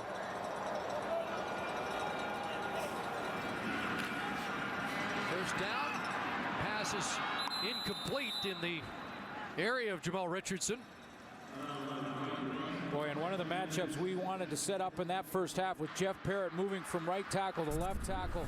He's played a great game against Justin Hickman primarily throughout this game. Luke Mullender occasionally. In this case, it's Mullender. And look at the dominance there. Just does not let Mullender anywhere near his quarterback. We talked about Trestman at halftime, saying that he needed to make those adjustments at halftime, help with protection. But Jeff Parrott's been solid. Big guy to Lethbridge, replacing Josh Bork on that side. Bork out for the rest of the year. Here comes Heat. Calvillo shook that off, and now incomplete. Brian Bratton was out of bounds, stepped back in, and I'm not sure that would have counted anyway, but it's an incompletion, and Mark Trestman's crew has to send the punt team on. Remember when Trestman said we're going to shore up some protection things? Well, watch this. This is the matchup again. Jeff Parrott. Now watch what they're going to do with Brandon Whitaker. Take Whitaker outside, little chip there to help out Parrott. Let him set up his block. Therefore, Justin Hickman's not an issue for Anthony Calvillo. He misses the throw, but the protection on that side, solid. That was Milt Collins on the blitz who missed Calvillo. Here's Thigpen at the 18. Jeff Hecht there, he hurdles Hecht and then gets brought down across the 25. So still an 8-point Ticat lead early, third quarter. And TSN Mobile TV take you in the huddle as the Ticats go back to work on offense. Their second possession of the second half. Starting at their own 27. Play action fake, and now they dump it off, and Coburn got closed down by Bear Woods, the middle linebacker replacing the injured Ramon Guzman. One guy we haven't talked about much on that Alouette defense has been the linebacker pairing of Chip Cox, Diamond Ferry. Diamond Ferry was nicked in the BC game, but has practiced all week. And Chip Cox was blocked well on that Marcus Thigpen run of 50 yards for a touchdown. He's been a guy they've relied on to make that big play when the Alouette defense needs it most. 6 for Coburn, second and 4. Inside it goes, and there is a hard run by Coburn for a big first down. And the Tiger Cats go over 100 yards rushing on the day. This is the definition of when Mark Trestman said running vicious. This is the definition of running vicious. Watch Avon Coburn against Bear Woods in the middle. Step up, right in position, and he delivers a blow.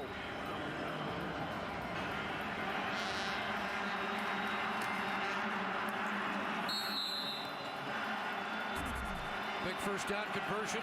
Tiger Cats are 5-0 this year when rushing for over 100. Big to Coburn and a wide open McCarry Grant. Grant, who has a touchdown catch in this game, wrestled out by Chip Cox, but he's in Montreal territory at the Alouette 42. Play action here to Avon Coburn buys Kevin Glenn just a little bit more time as he's going to roll out and then be patient and wait for Grant to come across the formation and be in that second layer. In front of the defensive secondary, but in behind the linebacking core. But the play action was the extra second Glenn needed. 28 for Grant. And a first down on the fringe of field goal range for Hamilton. Chris Williams with a cutback. Breaks the tackle. And then gets brought down. Forward progress should be close to the 40. And just a couple for Chris Williams. Kahari Jones knows that, what you talked about, the importance of Coburn, the importance of a running game for a pocket quarterback like Kevin Glenn. 5-0 when they're over 100 yards rushing. They've won one of their last 5 to end the regular season. In those 5, they didn't have a 100-yard rushing game.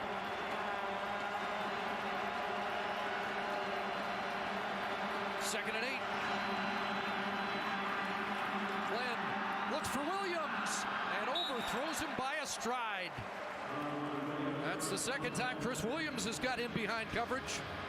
You know, though, Chris, when I watched Chris Williams on that post, it didn't look like he was able to adjust and straighten it up and go up the seam, adjust to that football. And I'm not sure if it's his ankle. I don't want to give him an alibi.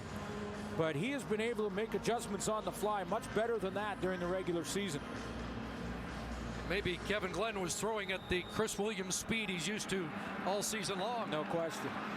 So Medlock from 47 out, trying to make it a 2-score lead for Hamilton. Nate Prey waits in the end zone, but Medlock won't give him a chance to bring it out.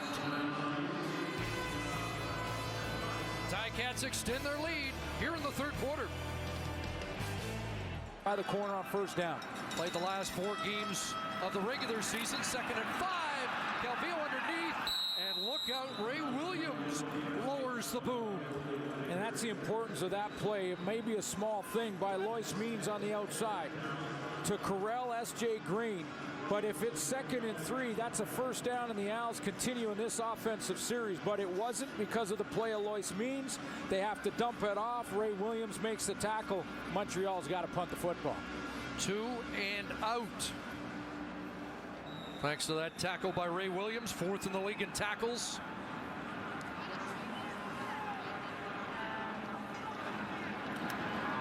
Sean White.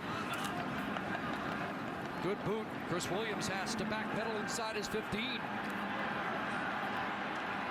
And a run across the 20 before he's taken down. That's a 53-yard kick by White.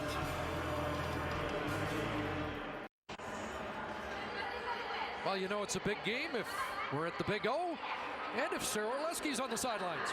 Well, Chris, the 2-time defending Grey Cup champion Montreal Alouettes this season are trying to do something that very few teams have ever been able to do, and that's win 3 Grey Cup championships in a row. How rare is it? The Grey Cup has been handed out 98 times, and only 3 teams have ever won at least 3 consecutive Grey Cups. The last one being the Edmonton Eskimos, who won 5 in a row from 1978 to 1982. And the Alouettes certainly have their work cut out for them today. When trailing at the half this season, they were 1-7.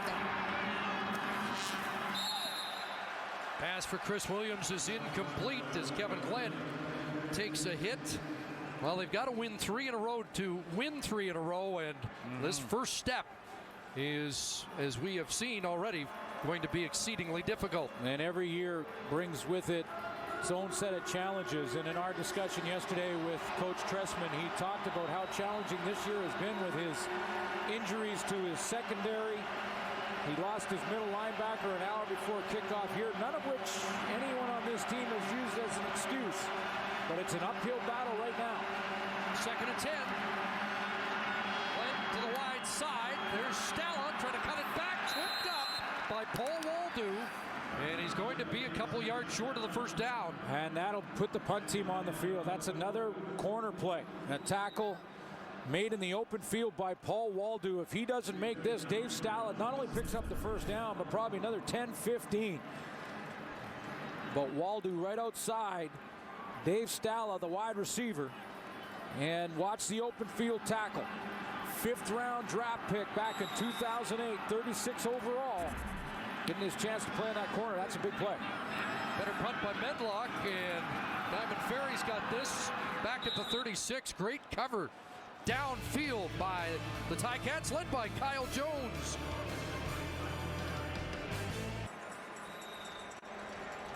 Looking forward to that, David, as Edmonton gets a home playoff field advantage after a long time without. There's Brandon London, who's been loose. And absorbed the first hit, gets a few extra yards. 19 for Brandon London. Playing that wide receiver spot on the wide field. And the way the Hamilton Tiger Cats are spending so much time with Jamel Richardson defensively, Anthony Calvillo may have to continue to be patient and work Brandon London on that wide side of the field. He's found that little dead spot in the coverage. A couple of catches for him out there now.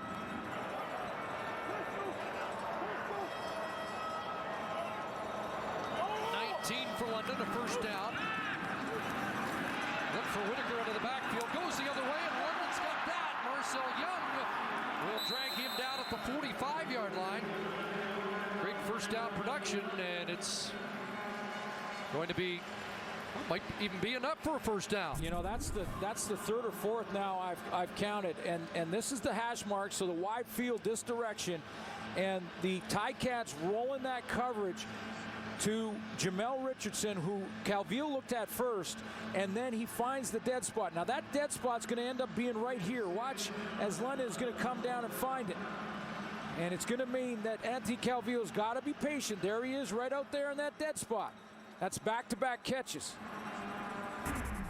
Brandon London, who has not had a 100-yard game, only one over 50 yards during the regular season.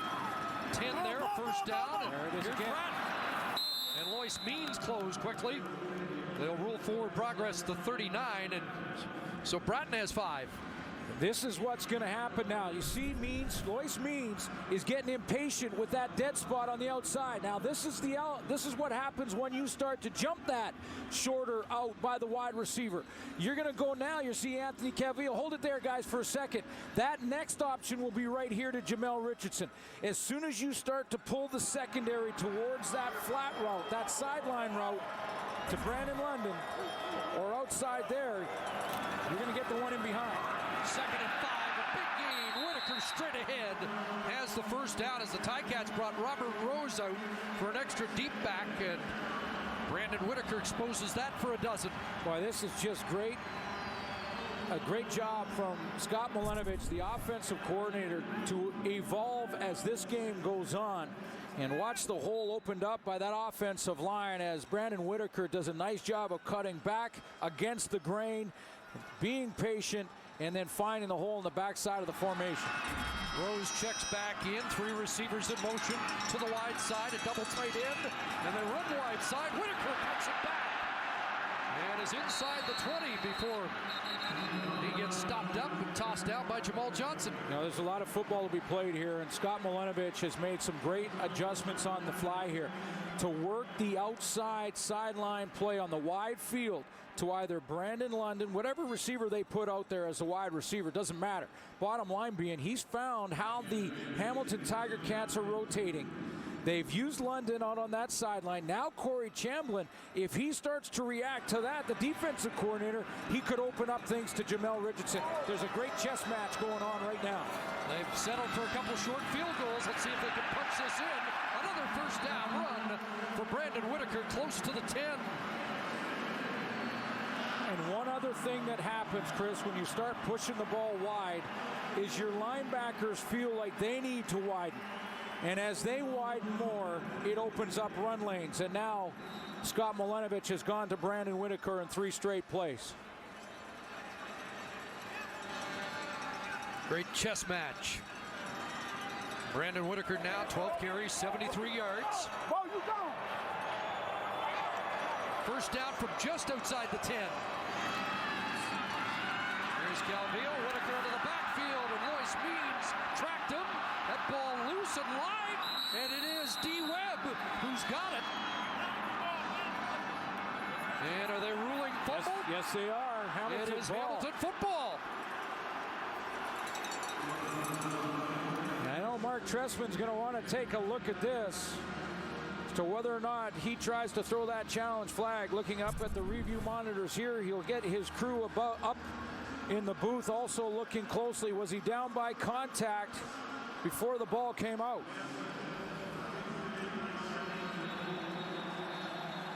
Still has control. Almost simultaneous. Wow. The rule on the field is a fumble, and the challenge flag is also on the field here at the Big O. And this will be an enormous call. And a tough one. I mean, you're right, Chris. It's almost simultaneous that the ball comes out just as his backside is touching the ground. Let's do it as slowly as we can. Tut and the ball at the same time.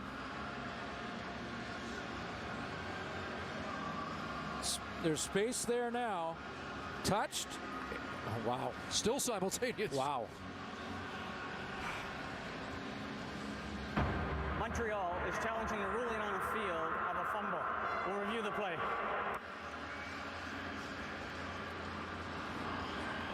That's going to be so close. I mean, Now, that's exactly, we froze.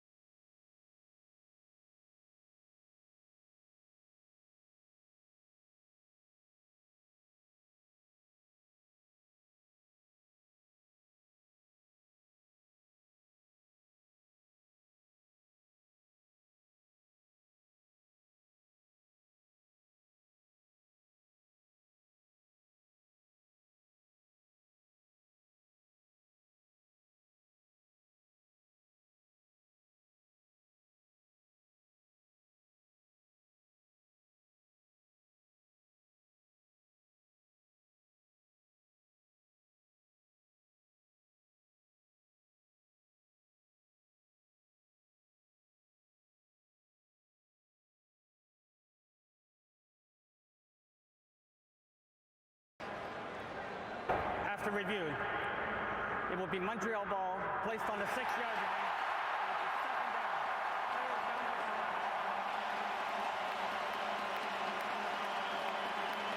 So according to Jake Ireland, that split second when Whitaker touched the ground, his backside touched the ground, that second right there, he still had control. So he touches now. That is constitute, he's got control of the football, and then, wow, and overturned it. I'm still not sure what the right call is, but I'm not sure we saw anything conclusive to overturn it. I know that's what. Here we go. Second and goal. Calvillo into the end zone. A battle and a pass interference call as S.J. Green was wrestling with Lois Means. It'll be first and goal at the 1.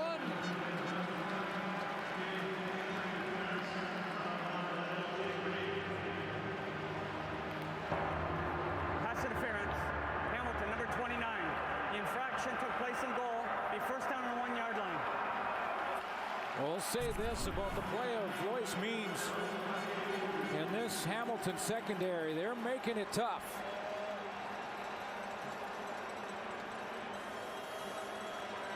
That was marginal pass interference call. The last right hand on the forearm of S.J. Green, I think, did it. Adrian McPherson, short yardage team, sneaks, touchdown. And the Alouettes get back within a major score. Clutch drive here late, third quarter. And it may end up being a contentious 1-2. Now the importance now for the Hamilton Tiger Cats is not to dwell on whether it was a good call, bad call, or whatever. It's behind them now. S.J. Green fought in the back of the end zone to draw the flag after that close call that overturned what looked like a fumble. Sean White the extra point, and It's a 4-point deficit for the defending Grey Cup champs.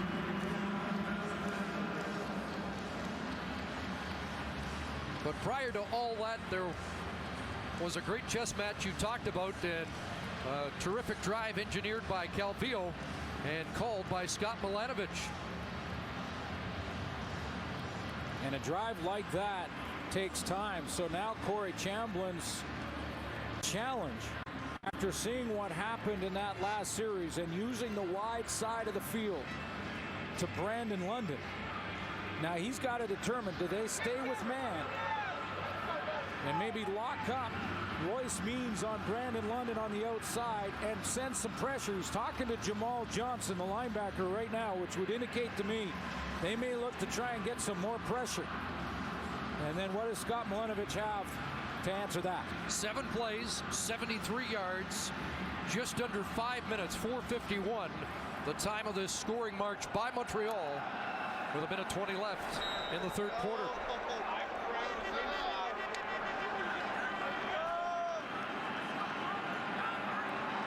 Good playoff game here at the Big O. White the kickoff, and Thigpen ready to rock. And the return up beyond the 40-yard line. That ball popped loose. Who's got it? Alouettes do. And suddenly, the momentum turning. Ticats looking to the bench to say, you got to challenge it.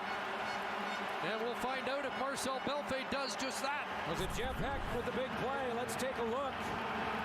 Marcus Thigpen, very similar situation, and I think Marcel Belfait will likely challenge this as well. I mean, no question, and this one won't take as long. I don't think so either. He gets hit here, has control, or does he?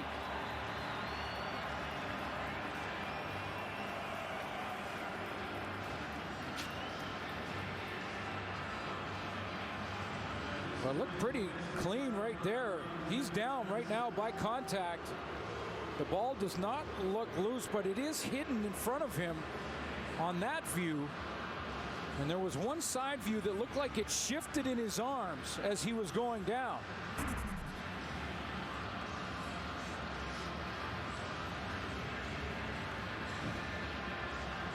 So in the space of 4 or 5 plays, it goes back to Toronto for some critical calls. Twice. Jeff Hecht, who's pressed into service in his rookie year as a starter. Hamilton is challenging the ruling on the field of a fumble. We'll review the play.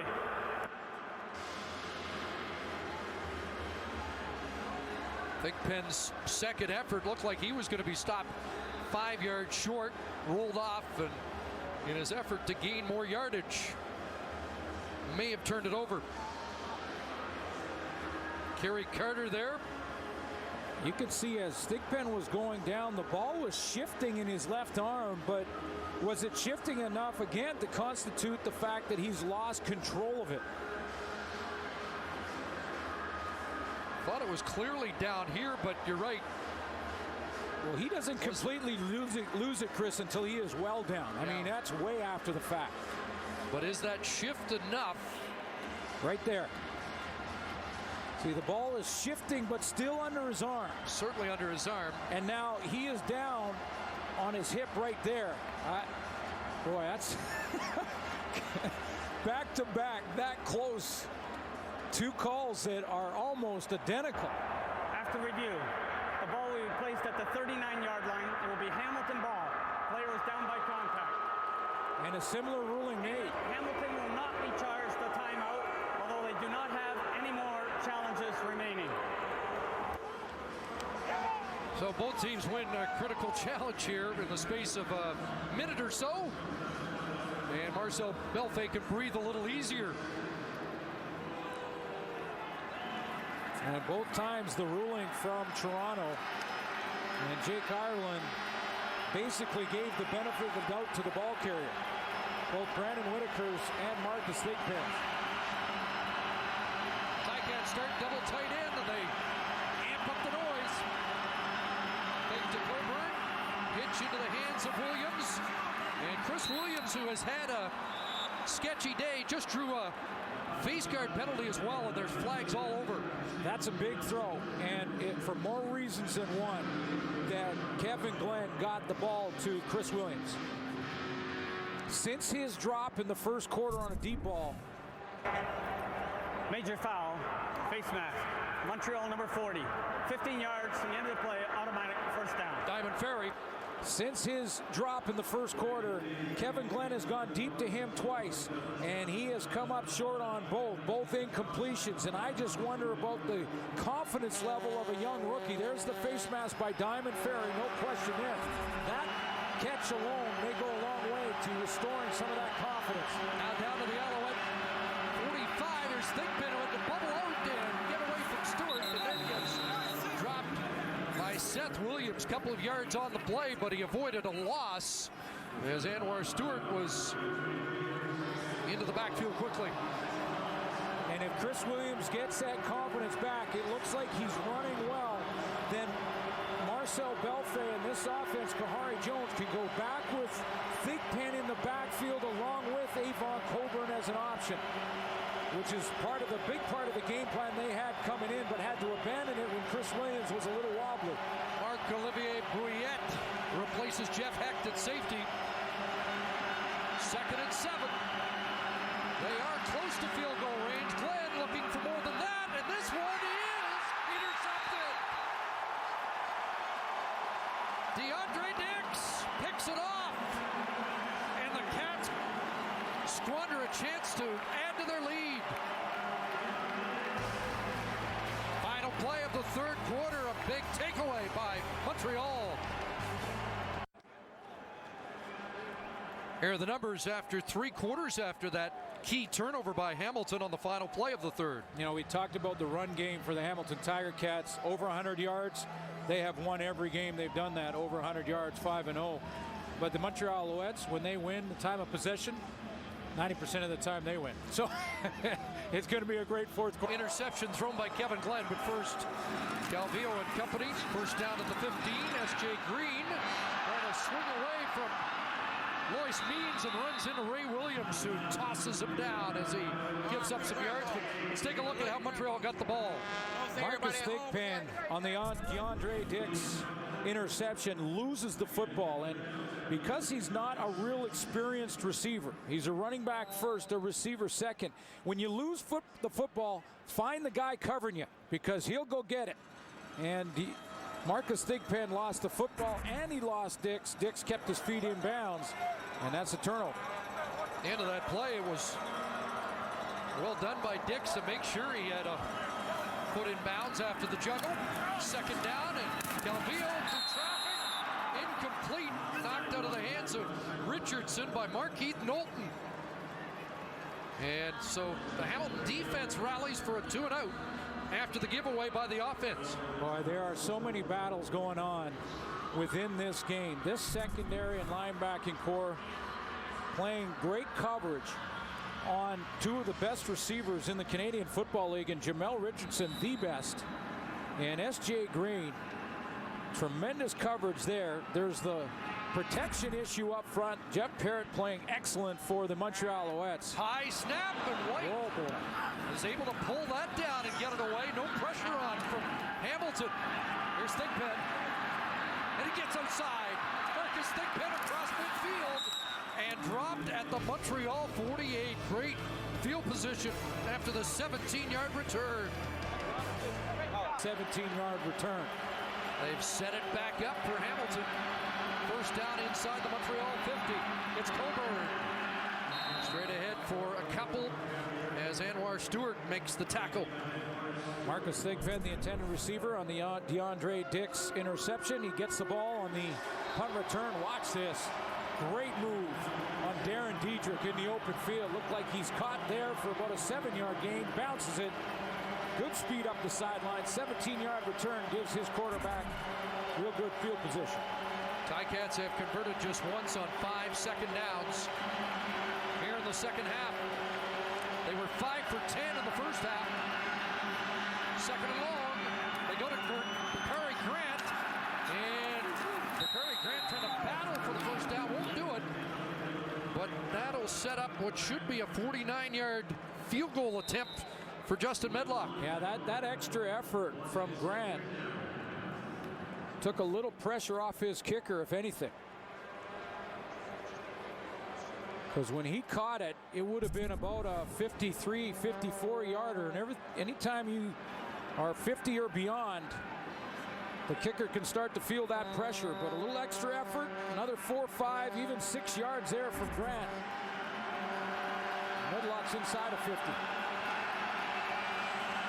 May waits in the end zone. The left footer has done it again. Boy, the field goal kicking in this league this year has been spectacular.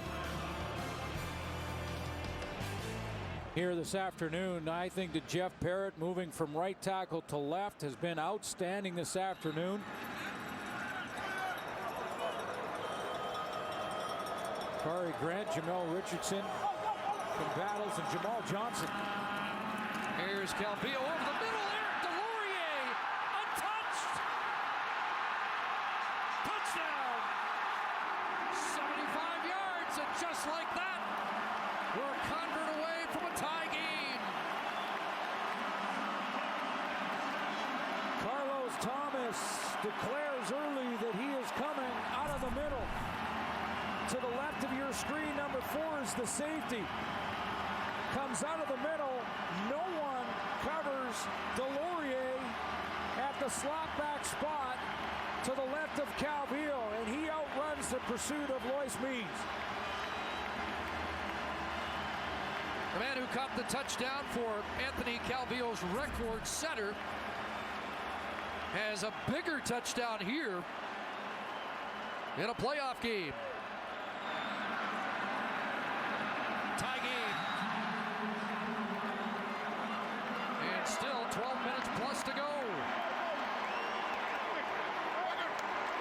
With what I see here, Chris, the Hamilton Tiger Cat safety Carlos Thomas went to the wrong side. Delorier is the inside receiver. There's one cover guy, 2 cover guys, and 1, 2, 3 receivers for the Alouettes to the field. No one walks out on Eric Delorier. I have to believe safety Carlos Thomas went to the wrong side of the field. And you could see him turn and realize it, number 4 to the right of your screen. He's been in that safety spot for a month, and he's made a difference there. But what might be a critical mistake. 1, 2 here, and you've got 1, 2, 3 covering here. That's the mistake. Carlos Thomas, the safety, went to the wrong side of the field and left Delorier on the top, absolutely uncovered. There's the safety gone to the wrong side. So Eric Delorier, with 7 catches now in the year, and 3 have gone for touchdowns. And that's his biggest 75-yarder. Game tied. Thigpen. Outside. Sean White's going to have to bring him down and get some help from Brouillette. A 40-yard burst by Thigpen, who has been terrific here to set up field position for Kevin Glenn. You draw up the defense, and the defense drawn up was pressure, and all he needed, Corey Chamblin, was for Carlos Thomas to go to the field side and cover down on Eric Delorier. And as soon as that defensive coordinator got Carlos Thomas to the sideline, he had that discussion with him. Just went the wrong way.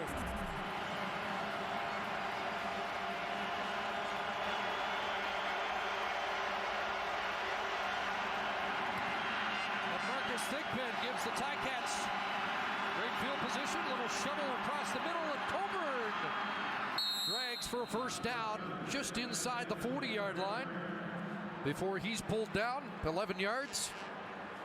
And Kevin Glenn took a hit at the end of the play, and Quentin Porter's going to have to come in.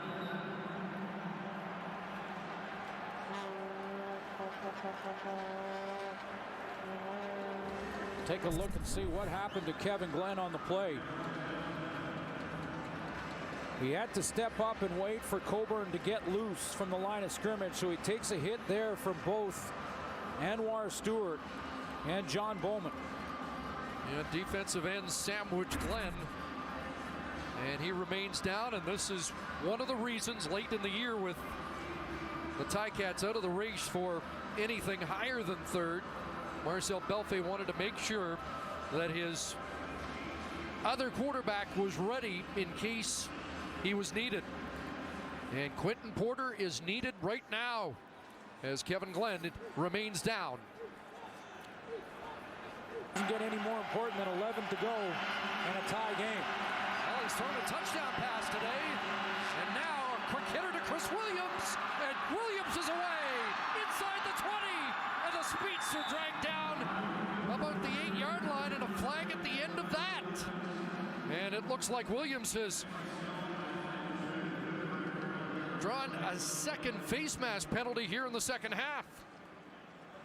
32-yard gain, and a great response by the Tiger Cats after that lightning strike by Major DC. foul, face mask, Montreal, number 11, half the distance to the goal, automatic first down. So it was Ferry earlier, now Chip Cox. Good read on the play by Quentin Porter to hit here. Chris Williams, he's going to get Thigpen to run off, and the two receivers inside run off. Then Chris Williams just sits down underneath that, beats Billy Parker to the outside, and picks up good yards and a penalty at the end of it. So he still has some giddy up, and he may have his confidence back after a shaky start in his first playoff game. First and goal from the 4. Here's Coburn. Nothing. Bounces off. Avon Coburn. And more flags fly as he's dropped at the 2. Wouldn't go down. Second effort. And is it another face mask against the Owls? And it might be back-to-back against Chip Cox. You know, most running backs cannot afford to hesitate down in the goal line. Major foul, face mask, Montreal, number 11, half the distance to the goal from the end of the play, automatic first down. First to goal at the 1. Not a big deal in yards because of where they were, but it is because they get that first down now on the 1-yard line. And Avon Coburn is one of those backs that can get away with hesitating on the sideline and still make something happen, or excuse me, on the goal line and still make something happen. Not much question about the call either. No. First and goal at the 1. Darcy Brown's the fullback. Coburn behind him. And Porter lunging touchdown. Ticats are back in front. It's a gamble to do that, but Quentin Porter got such a good surge. He could reach across with that football, but as soon as you extend it away from your body, you're taking a gamble that the defense could swat it out of your hands before it crosses the plane, but he got a good surge, and there's the ball clearly across before he loses control. 9 touchdowns in the regular season. He's passed for 1, now he runs for 1 here. That's an impressive response by the Ticats after the breakdown in coverage on the last Montreal possession. It's once again a 7-point lead.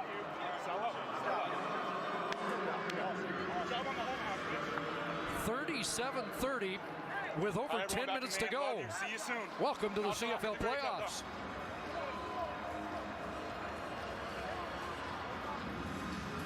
Let's go back to the big play on that drive was Chris Williams, and that first play for Quentin Porter. Bakari Grant is going to head up the field with Marcus Thigpen so that Chris Williams can hide in behind, and what it does is it causes Billy Parker just enough hesitation. Stop it there, guys. Billy Parker just hesitates because he sees Grant. It gets in his vision. Then he reacts up, and by then he's lost his angle. But the right read by Quentin Porter has to come off the bench for a banged-up Kevin Glenn. Throws it right on the money to Williams. That sets it up. And a good response, as you mentioned, Chris. Hi, honey. See you soon. Give baby Lois a kiss for me. We're going to come home with a win.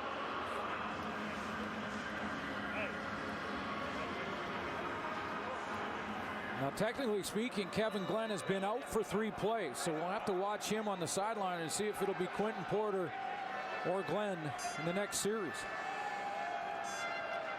Although I don't see Glenn with his helmet anywhere near him. Headlock launches. Maypray inside his 5. And Maypray with a good return and then gets dropped by Ray Marius, back out of retirement. And he has been a welcome addition back. The veteran Tiger Cat linebacker with a special teams tackle. Now this Hamilton secondary, Chris, has got to shake a bad play. I mean, the big touchdown throw to Eric Delorier, Corey Chamblin's group's got to now settle down. It's a young group back there. And the key here is to not allow one mistake turn into two. So now Carlos Thomas got to settle things down. Now, will they show a lot of zone defense and get organized? Brandon Whitaker sets up at wide receiver. Kerry Carter stays in. And here's Calvillo swinging for Richardson. And he's got it. He bobbled the football and then ends up with plenty of extra yards.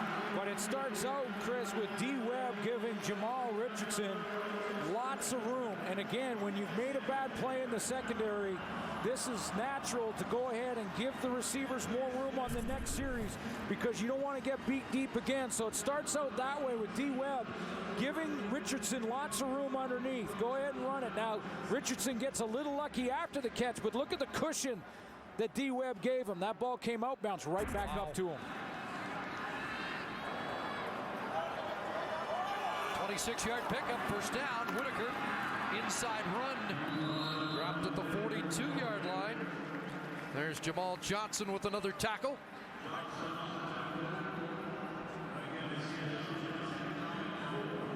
All kinds of time to trade touchdown marches yet. So no panic in the defending champions huddle. And we have not mentioned Justin Hickman since the first quarter, Chris. And again, I keep going back to it because it's so difficult. Chris Schultz will tell you how tough it is to change from one side of the O-line to the other. It's been Jeff Parrott against Justin Hickman all game. On the backfield, there's S.J. Green as he came out of that scatter on the wide side and ends up with a first down run on the short side of the field. And he had to make the one-man miss to get there.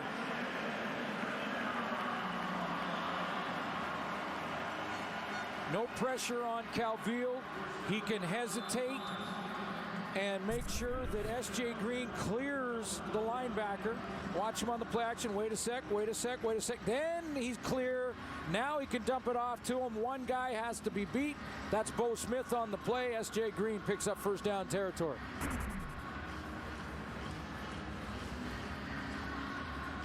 Ten-yard gain for S.J. Green. Carlos Thomas, the safety, shaken up on the play, so Milt Collins will come in to take his spot.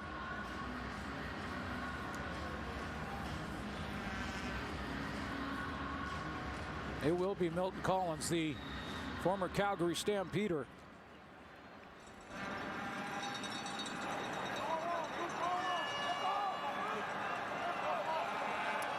So first down, Alouettes at the 31.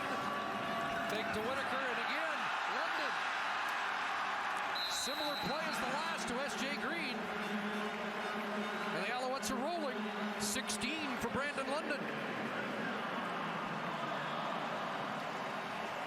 Hamilton getting their linebackers in tight. Look at Jamal Johnson in tight. There's Ray Williams all the way to the other side of center.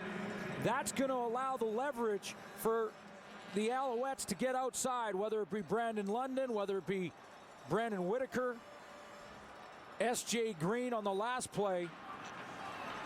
As the linebackers keep moving into the interior of the defense, they're using the outside edge. First down, and Whitaker short yardage inside. And there's your answer, Chris, as to why Jamal Johnson, Ray Williams are so concerned between the tackles, because of number 2.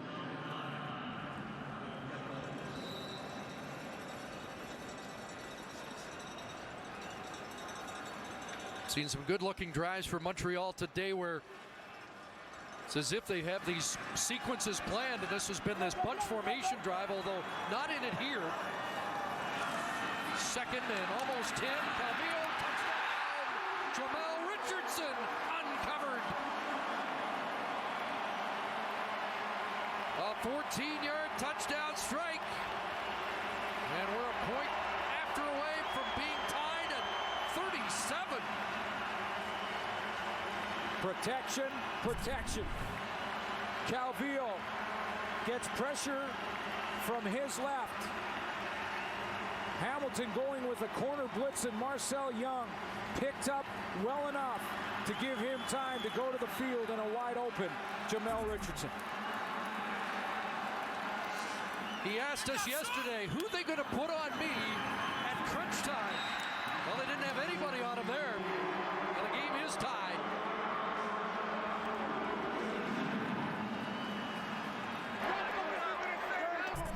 This play has been run before by Hamilton. Here is Marcel Young.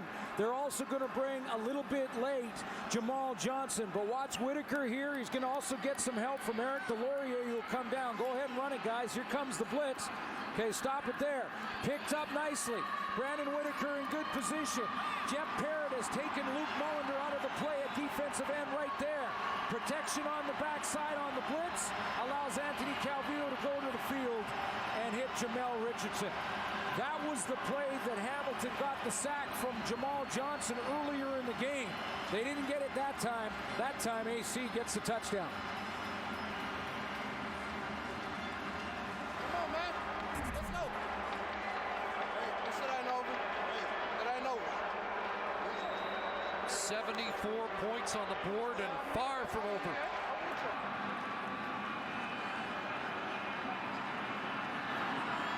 Defending Grey Cup champions, not willing to go down. Think Penn again, trying to set things up. And a run out near the 35, Walter Spencer. Special teams demon for the Alouettes with a tackle. And it will be Kevin Glenn.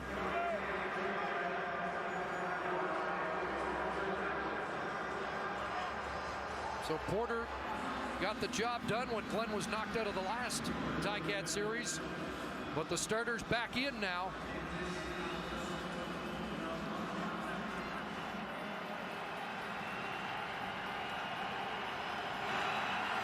How resilient are the Ticats? We've seen how resilient the Alouettes are.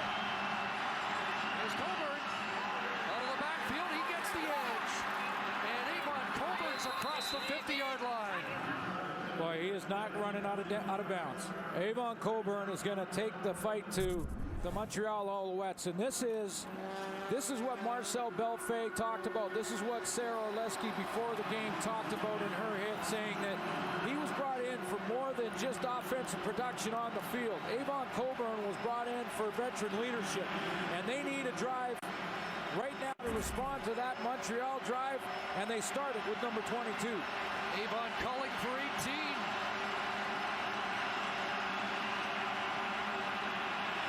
First down, the out, complete. Dave Stallett, or check that Darcy Brown, the fullback, has the catch. By the way, with that last touchdown drive, Anthony Calvillo in this game has thrown for 406 yards. That is a career playoff high for Anthony Calvillo as he continues to set milestones and records, both personal and otherwise. And he's going to need even more today. But that might answer some questions about whether or not he has more in him at age 39. Give him time, and he will dissect the defense. Darcy Brown has a first down for Hamilton. Just continues to maintain his focus, not involved right now with what the defense is doing. Separate himself from the rest of the team to go over his next play package on the sideline. Question might be today, who gets the ball last? Absolutely. Into Montreal territory. First down, Alouette 48. Williams on the sweep. Nothing doing. And Stewart, the 35-year-old veteran in his 11th year, slams the door on Chris Williams, drops him for a 3-yard loss. Anwar Stewart has to beat the double team because the Hamilton Tiger Cats put tight end Darcy Brown outside of him. Should have had leverage there. Anwar Stewart, this is film work. Tim Tebessar knows he's got a veteran that can beat a well-designed offensive play because That should have worked for Hamilton with the tight end outside of the defensive end, and Anwar Stewart sniffed it out. It's loud here. Second down. And that ball over the head of Thigpen, who was turning as the ball went by his ear. And the Ticat drive stalls.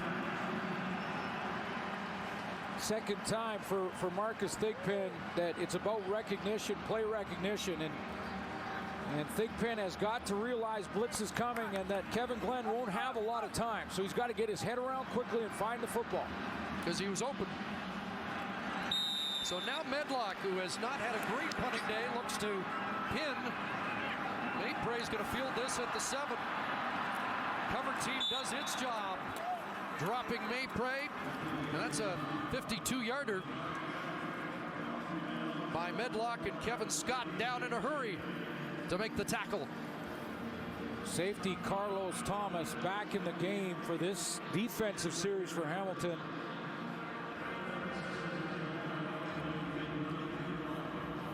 But the chess match between coordinators here, certainly offensive coordinator Scott Milinovich against Corey Chamblin, the Hamilton Tiger Cats, has been just a great example of how your game plan, both offensively and defensively, has got to continue to evolve. How to pick up pressure, how to make those adjustments necessary. Alouettes start inside their 10. Calvillo underneath Whitaker. Short gain at the 12, but the heat was on Calvillo at his goal line.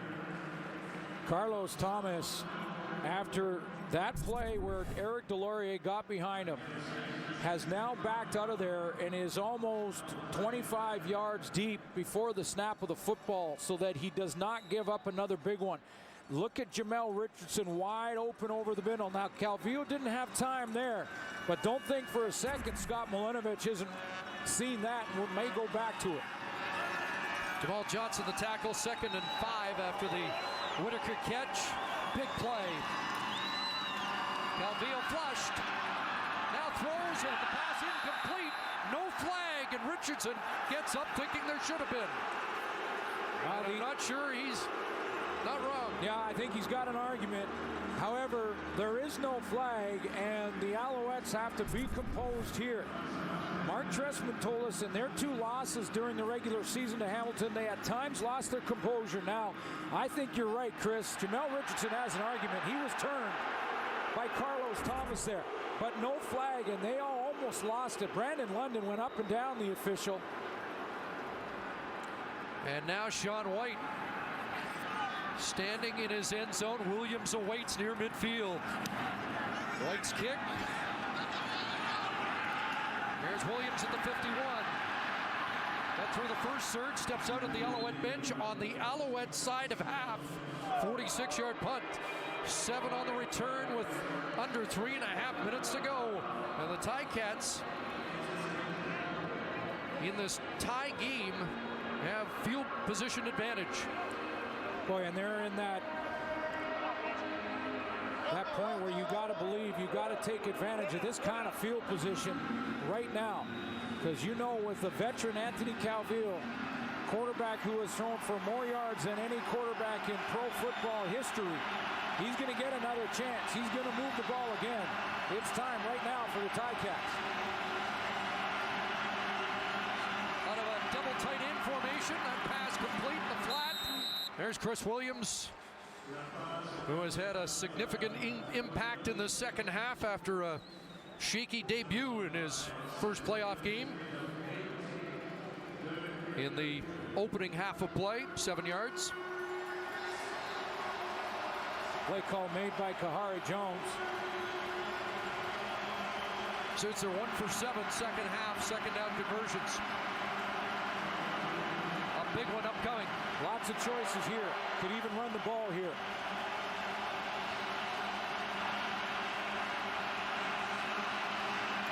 Avon Coburn's got big yards and a foot race. Still going. Touchdown. A spectacular touchdown run of 46 yards for the former Alouette.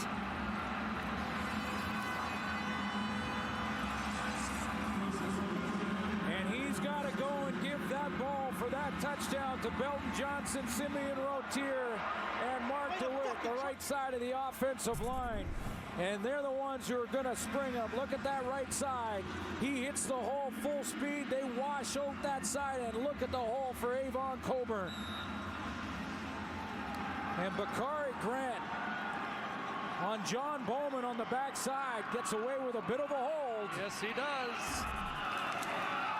Medlock had to double clutch there, but puts the extra point through. Is not enough. Ball in your court, AC. And away goes S.J. Green. Up to the 50-yard line. Let's go back, because you heard Avon Coburn say O-line, holler at the O-line. Look at this as they just slide down, and then Bakari Grant will come in here and he'll pick up the trailer, the backside guy in John Bowman. So slide to the right, Rotier, DeWitt right here. Great block at the point of attack, and on the backside a bit of a hold, but right there in the line of scrimmage, you'll get away with that more than you won't. Here's Calvillo in trouble under duress, scrambling, throwing, and completing to Brandon London.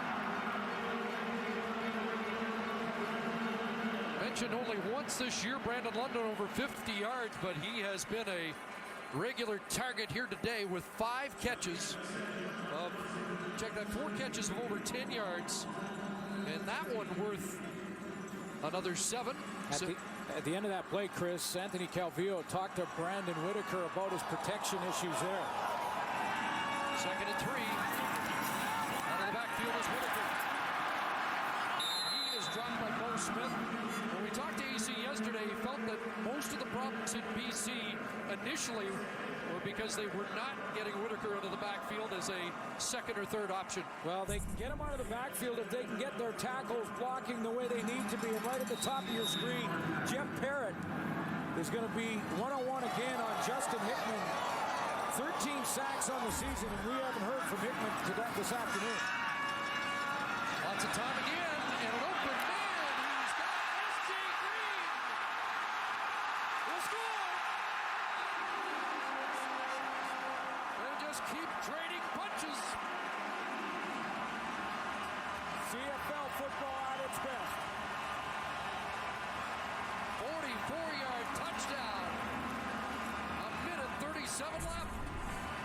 Lots of time for Calvillo because Justin Hickman doesn't come and he doesn't drop either. He stands in nowhere's land covering grass. That gives Calvillo lots of time. He doesn't have to worry about any pressure from the side that he wants to throw the football, and that was his left to S.J. Green, who does the rest.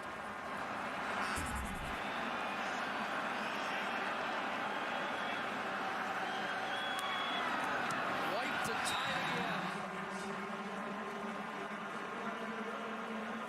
If you joined us late, you'll be able to catch this on ESPN Classics one day.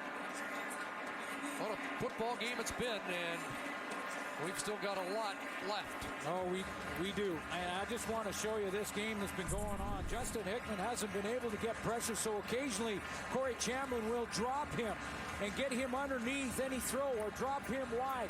This time, no, Hickman doesn't come on the blitz or on the rush, and he doesn't drop either. So he's really covering nobody here, no pressure in the throwing lane to Anthony Calvillo. He doesn't get underneath S.J. Green outside, and there is absolutely no pressure there. It allows Calvillo to hit it to Green, put it right on the money, and S.J. Green does the rest, cutting back. Second receiver inside, Brian Bratton brings his split right down to give him some room. And see, if Hickman drops here and at least gets in the passing lane, it may be a little more difficult of a throw. He doesn't. Too close to the line of scrimmage and yet not rushing. Out of the grasp of D. Webb, but into the end zone. And now the Ticats have 2 goals to score. They will leave nothing on the clock. Big Pen. Give him field position. Let's find out where they rule he stepped out. Mark Trestman was concerned about Thigpen's returns today, and they have been a factor for setting up Kevin Glenn with great field position throughout. Well, that's huge. I mean, that's a big run. Kevin Glenn now 3 first downs away from a field goal. Does not have to deviate from his game plan at all. Kahari Jones can keep Avon Colburn involved, and success on first down. The next 3 plays, 3 or 4 first downs here are huge.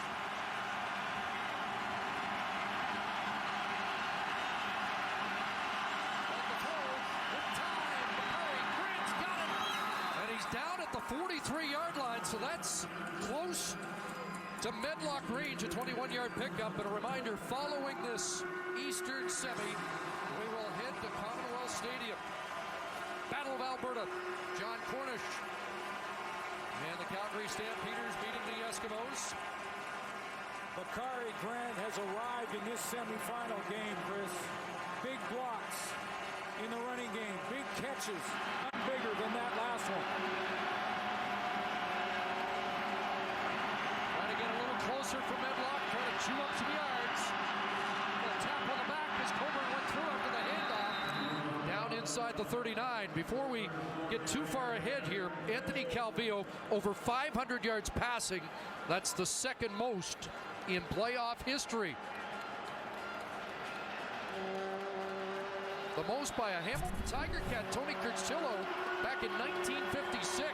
Show you that catch by Bakari Grant one more time. It's crunch time. Comes back to the ball, uses his hands, strong hands over the middle.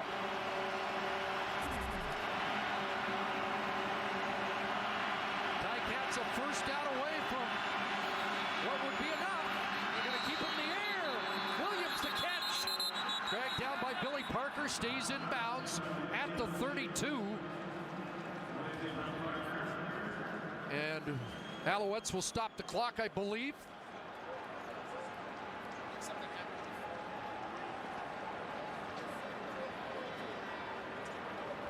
And there's really no reason, would you think, for the Ticats to put the ball in the air again? Just wondering why, Chris, the ball went back to the 40-yard line. In the original line of scrimmage, I think the officials may have blown this play dead. Timeout, Hamilton. Now the Cats take a timeout. Please reset the clock to read 42 seconds, please. No, they've got 4-2 on the clock. They've got the ball. Well, you're right. They've got the ball marked second down at the 40. So that play did not take place. In the din here.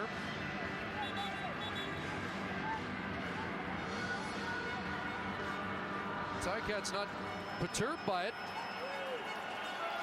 The crowd noise may have drowned the whistle by the officials, and that play didn't count. There have been 4 lead changes in the game. 4 times the game's been tied. And they put it back to 42 seconds. Second down and 6. That ball caught, and it is a first down and a clutch one by the kid who really has bounced back here in the second half. It's a great story. The first throw of the game to Chris Williams. He dropped. It was a deep one, and it took him a whole quarter to come back and get his confidence back. But in crunch time, when they absolutely had to have that first down, he goes one-on-one on Seth Williams on the backside, and Williams can't cover him much tighter and comes up with a big catch. Now that takes and gives the Hamilton Tiger Cats a chance to run this clock down before they go for the game-winning field goal and not give Anthony Calvillo any time after Justin Medlock attempts it. Thank you, David. We have snow in the foothills, and that's another reminder that the 100th Grey Cup is rapidly approaching. Pink Power has come to Calgary, and so has Henry Burris, returning to the city he has called home for 9 years in the Canadian Football League, along with a desperate group of Tiger Cats at McMahon to face Kevin Glenn and the Stampeders. Started his career here back in 1998. Played 2 years for the Stamps, then went to the Saskatchewan Roughriders for 3. Back for 7 straight years with the Stamps.